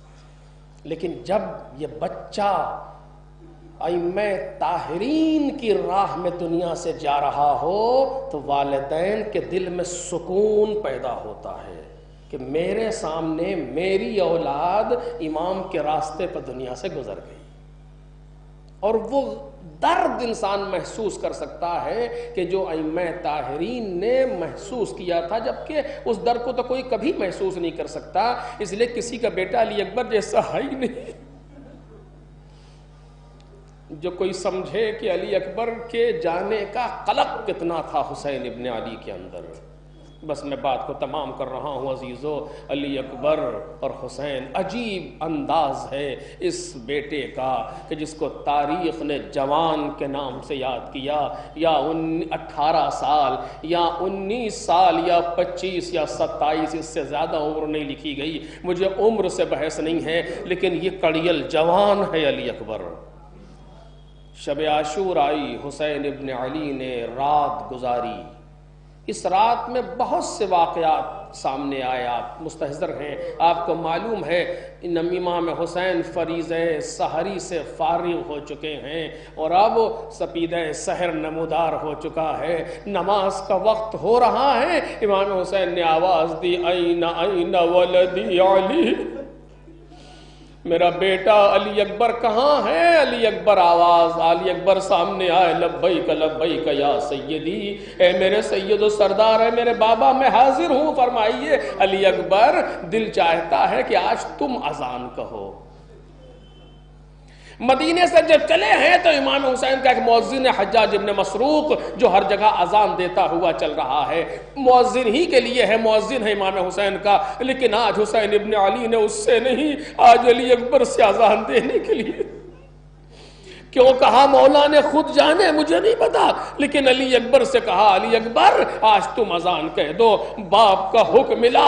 علی اکبر نے کربلا کے تپتے ہوئے صحرا میں قبلہ رخ کھڑا ہوا. یہ جوان, نہ پوچھو یہ اذان کیسی ہے, 3 دن کے بھوک میں اذان کہنا, 3 دن کی پیاس میں اذان کہنا۔ علی اکبر نے آواز دی اللہ اکبر، خیمے میں کوہرام مچا، ارے کون اذان کہہ رہا ہے؟ ارے یہ تو میرے نانا کا لہجہ ہے۔ کہا ہاں یہ علی اکبر اذان کہہ رہے ہیں۔ لو علی اکبر نے کہا اشہد ان لا الہ الا اللہ، رونے کی آوازیں بلند ہوئی۔ ادھر اکبر کی زبان پہ آیا اشہد ان محمد رسول اللہ۔ زینب کو نانا کا زمانہ یاد آ گیا، خیموں سے کوہرام مچا، واہ محمد واہ غربتا، رونے کی صدائیں بلند ہو گئی۔ علی اکبر نے اذان تمام کی، حسین ابن علی نے نماز پڑھائی۔ ابھی تعقیبات نماز صبح سے فارغ نہ ہوئے تھے کہ تیروں کا میہ برسنا شروع ہو گیا، آدھے سے زیادہ لشکر مارا گیا۔ اس کے بعد ایک ایک کر کے انصار جاتے رہے۔ جوانان بنی ہاشم میں مقاتل نے لکھا اول من خرج من بنی ہاشم ہوا علی بن الحسین الاکبر، سب سے پہلے بنی ہاشم سے جو خیمے سے باہر آیا وہ حسین کا اپنا بیٹا علی۔ بس 2 جملے سن لو عزیزو، بات تمام ہو رہی ہے۔ اگر ایک جوان کی مجلس نہ ہوتی تو میں اسی جگہ پر ختم کر دیتا۔ بس 2 جملے تسلیت کے لیے۔ علی اکبر قریب آئے، حسین ابن علی نے بازو تھام کے اپنے بیٹے کا گھوڑے پر بٹھا دیا۔ بعض جگہوں پر تو یہ بھی لکھا گیا کہ امام حسین نے خود کہا علی اکبر بسم اللہ تقدم ولدی، میرے لال چلو۔ علی اکبر گھوڑے پر سوار ہو گئے۔ بہادر باپ کا بہادر بیٹا تھا، خانوادہ بنی ہاشم کا پلا تھا۔ علی حیدر کرار کا پوتا ہے، عباس ابن علی کا بھتیجا ہے، حسین ابن علی کا بیٹا۔ محمد کے گھوڑے پر سوار ہوا، ابھی چاہتے تھے کہ گھوڑا آگے بڑھے۔ حسین ابن علی نے انگشت شہادت کو آسمان کی طرف بلند کیا، آواز دی اللہم اشہد علی ہؤلاء القوم قد برز الیہم غلام اشبہ الناس خلقا وخلقا ومنطقا برسولک۔ پروردگار اس قوم پر گواہ رہنا، اب وہ جوان جا رہا ہے جو سب سے زیادہ تیرے نبی کی شبیہ ہے، خلق میں، خلق میں، منطق میں۔ اور پھر کہتے ہیں کنا اذا اشتقنا الی نبیک نظرنا الیہ، جب تیرے نبی کی زیارت کا مشتاق ہوتا تھا تو میں علی اکبر کو دیکھ لیتا تھا۔ یہ کہہ کے حسین نے گھوڑے پر بٹھا دیا۔ علی اکبر میدان کی طرف چلے، گھوڑے کو مہمیز کیا، تیزی سے گھوڑا چلا۔ مقتل کے جملے سنیے گئے، تیزی سے گھوڑا چلا۔ اکبر کے کانوں میں ایک آواز آئی کہ کوئی کہہ رہا ہے یا بنیا مہلن مہلا، میرے بچے آہستہ، میرے لال آہستہ۔ اب جو مڑ کے دیکھا تو بوڑھا باپ چلا۔ میں اس سے زیادہ شاید نہ پڑھ سکوں۔ دیکھا تو بوڑھا باپ چلا رہا ہے، لجام فرس کو کھینچا، گھوڑا رکا، اکبر گھوڑے سے اتر آئے، بڑا مؤدب بیٹا ہے، قریب آئے باپ، کہتے ہیں بابا آپ نے تو رخصت کر دیا تھا بابا، اب کیوں زحمت فرمائی؟ آخری فقرہ مجلس تمام ہو گئی، اب کیوں زحمت فرمائی؟ مقاتل نے جو جملہ لکھا ہے سن سکو تو سنو عزیزو، اب کیوں زحمت فرمائی؟ حسین ابن علی نے کچھ نہ کہا۔ ارے کیسے بیان کرے کہ دل کی کیفیت کیا ہے؟ کوئی باپ ہی سمجھ سکتا ہے اس غم کو۔ کچھ نہ کہا، صرف ایک جملہ کہا، اے میرے لال جب تک سامنا رہے مڑ مڑ کے دیکھتے رہنا۔ اکبر میدان میں، حسین دل تھامے ہوئے، اے میرے مالک میری قربانی۔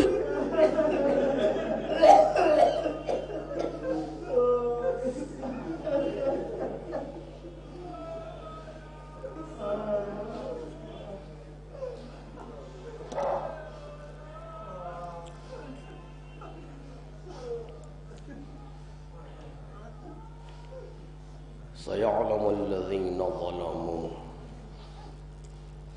أي منقلب ينقلبون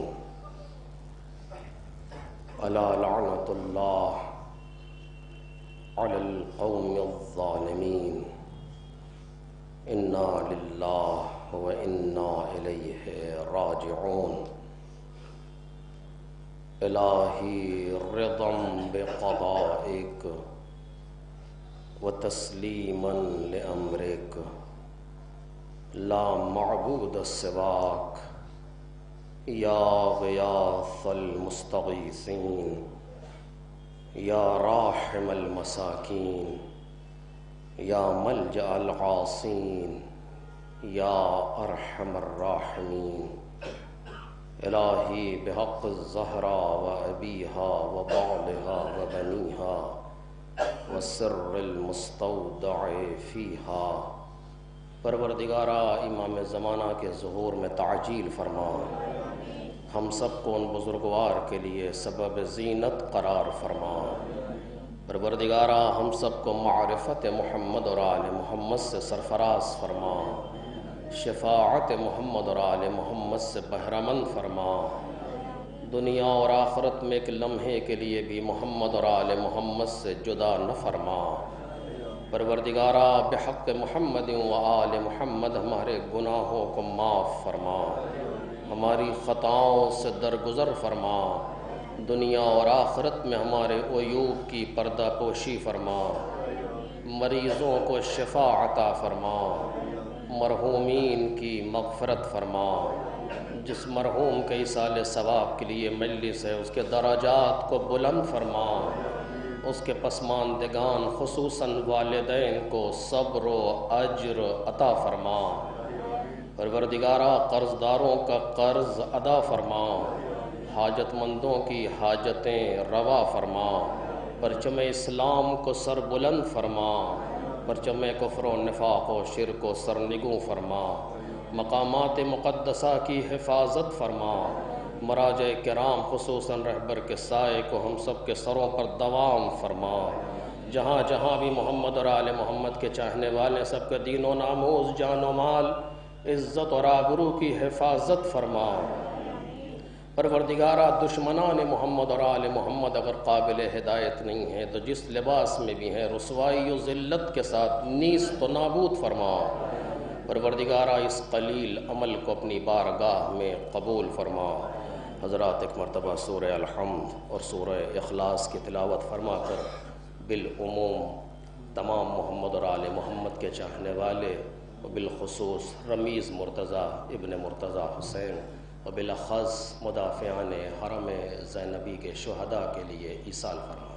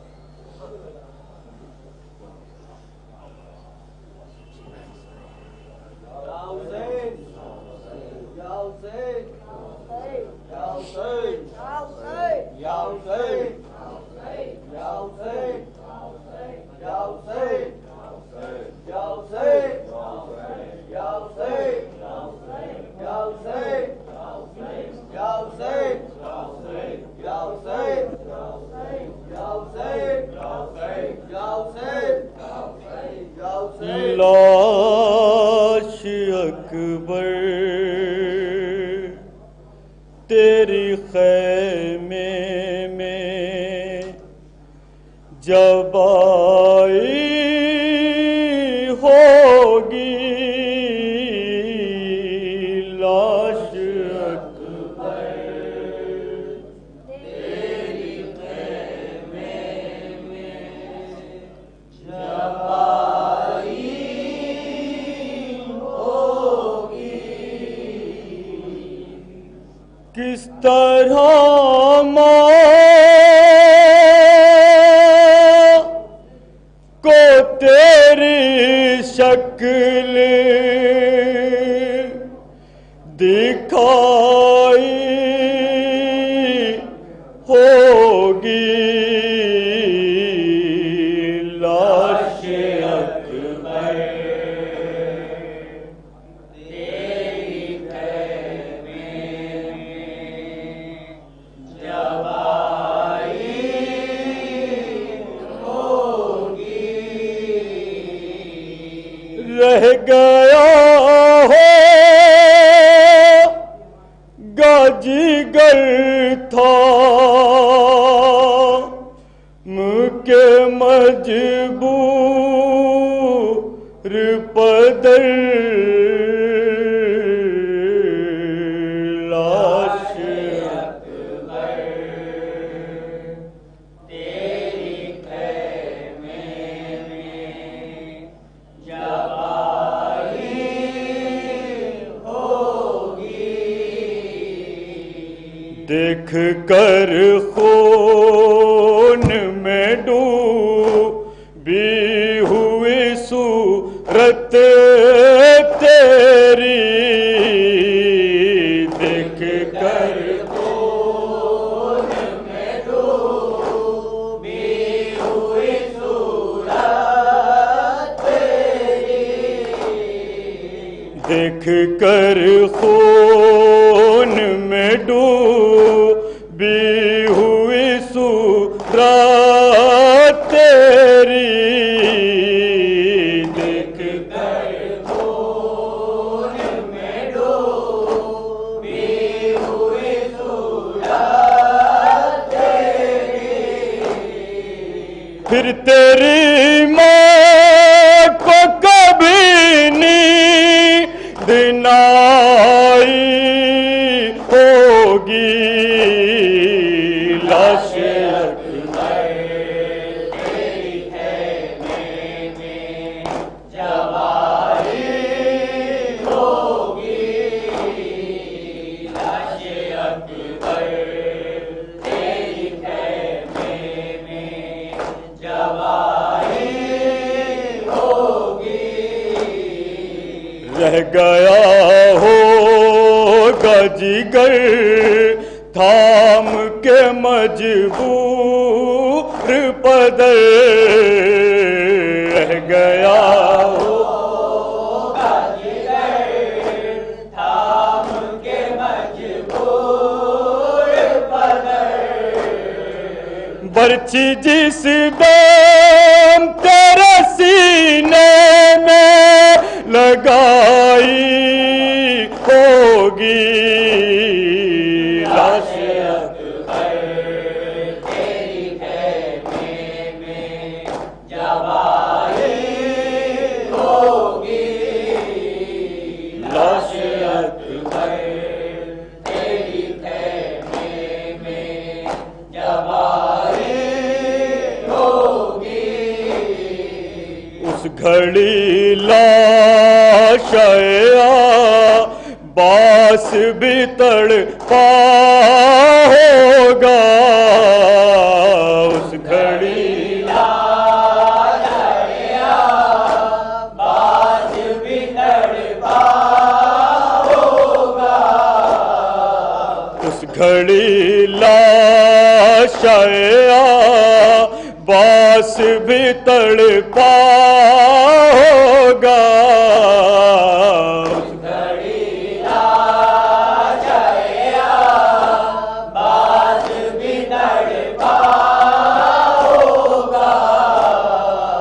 جس گھڑی سے نہ تیری لاش اٹھائی ہوگی لاش اکبر تیری خیمے میں جب آئی ہوگی لاش اکبر تیری خیمے میں جب آئی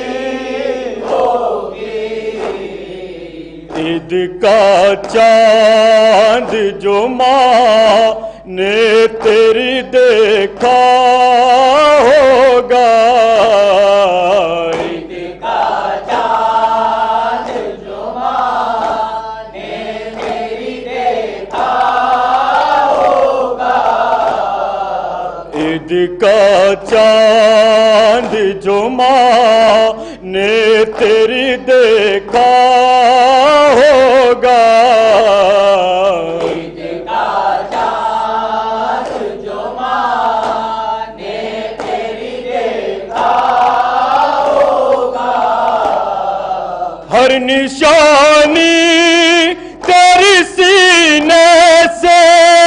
लगाई होगी।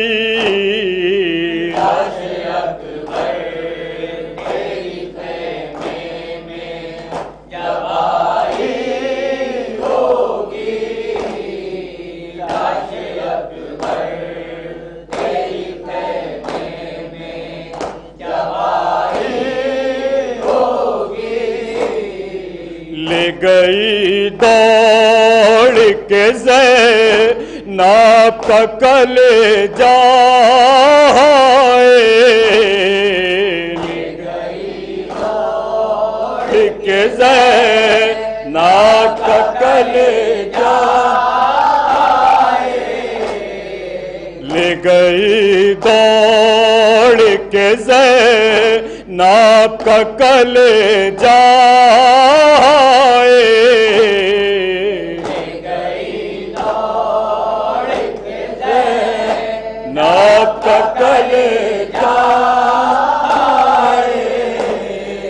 मोती अकबर तुझे लेने को जब आई होगी, लाश अकबर तेरी खैमे में जब आई होगी, लाश अकबर तेरी खैमे में जब आई होगी।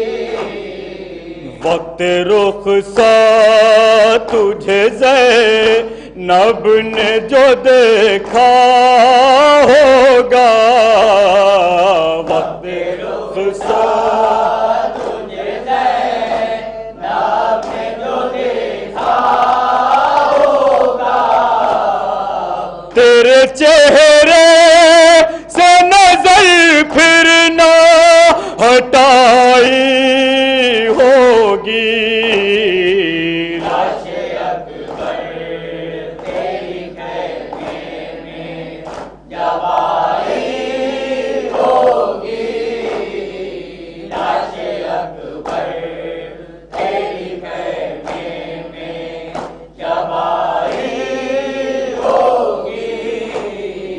क्या हुआ होगा खुदा जान लिखूं क्या रोशन, क्या हुआ होगा खुदा जान लिखूं क्या रोशन, क्या हुआ होगा खुदा जान लिखूं क्या रोशन, क्या हुआ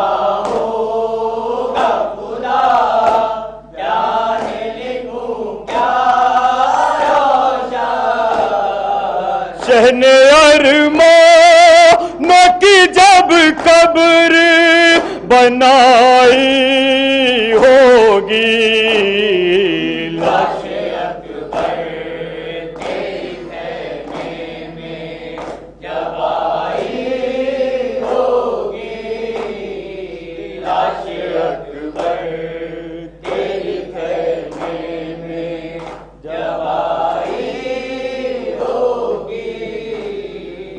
जब रिदा सर से छीनी मैं सदा देती रही, तो ना आया गाजी, जब रिदा सर से छीनी मैं सदा देती रही, तो ना आया गाजी।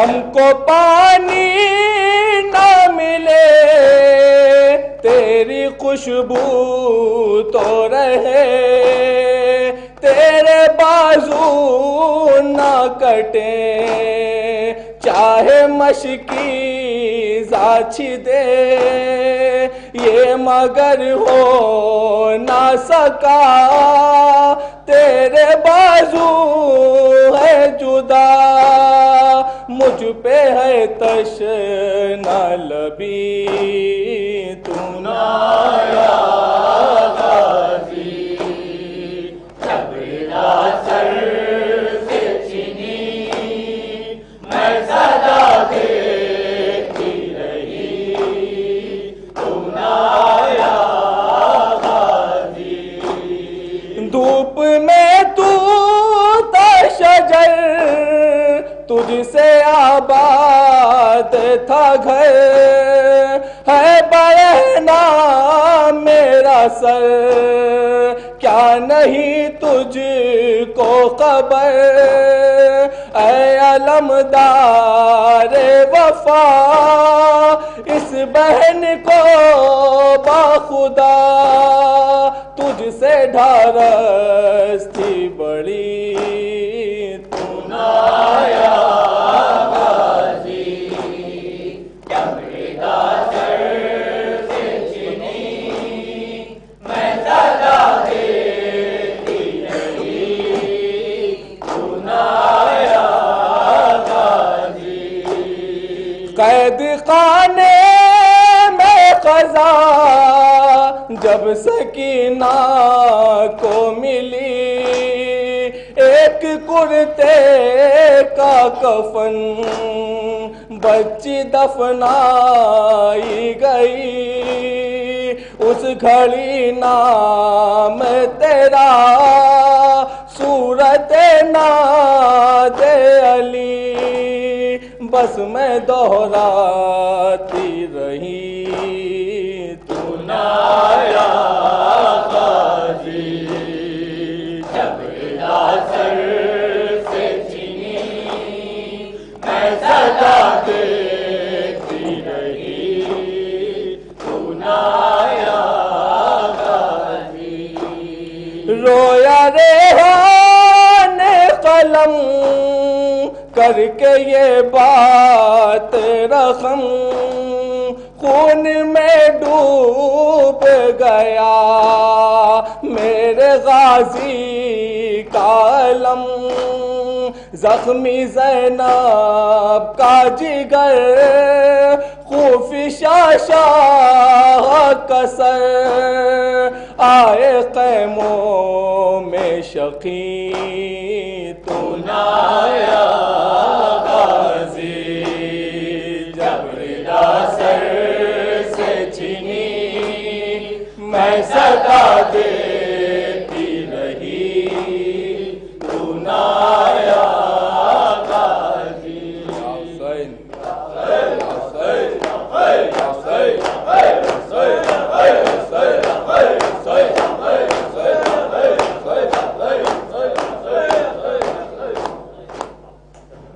السلام علیکم یا عبد اللہ، السلام علیکم یا ابن رسول اللہ، السلام علی الحسین وعلی علی ابن الحسین وعلی اولاد الحسین وعلی اصحاب الحسین، السلام علیکم ورحمۃ اللہ وبرکاتہ، السلام علیکم یا مولا یا غریب الغرباء، السلام علیکم یا معین الضعفاء والفقراء، السلام علیکم یا شمس شموس، السلام علیکم یا انیس النفوس، السلام علیکم یا ابو الحسن یا علی ابن المرتضی ورحمۃ اللہ وبرکاتہ، السلام علیکم یا امام زماننا ھذا جل اللہ تعالی فرجک وصلی اللہ تعالی مخرجک وظہورک، السلام علیکم ورحمۃ اللہ وبرکاتہ۔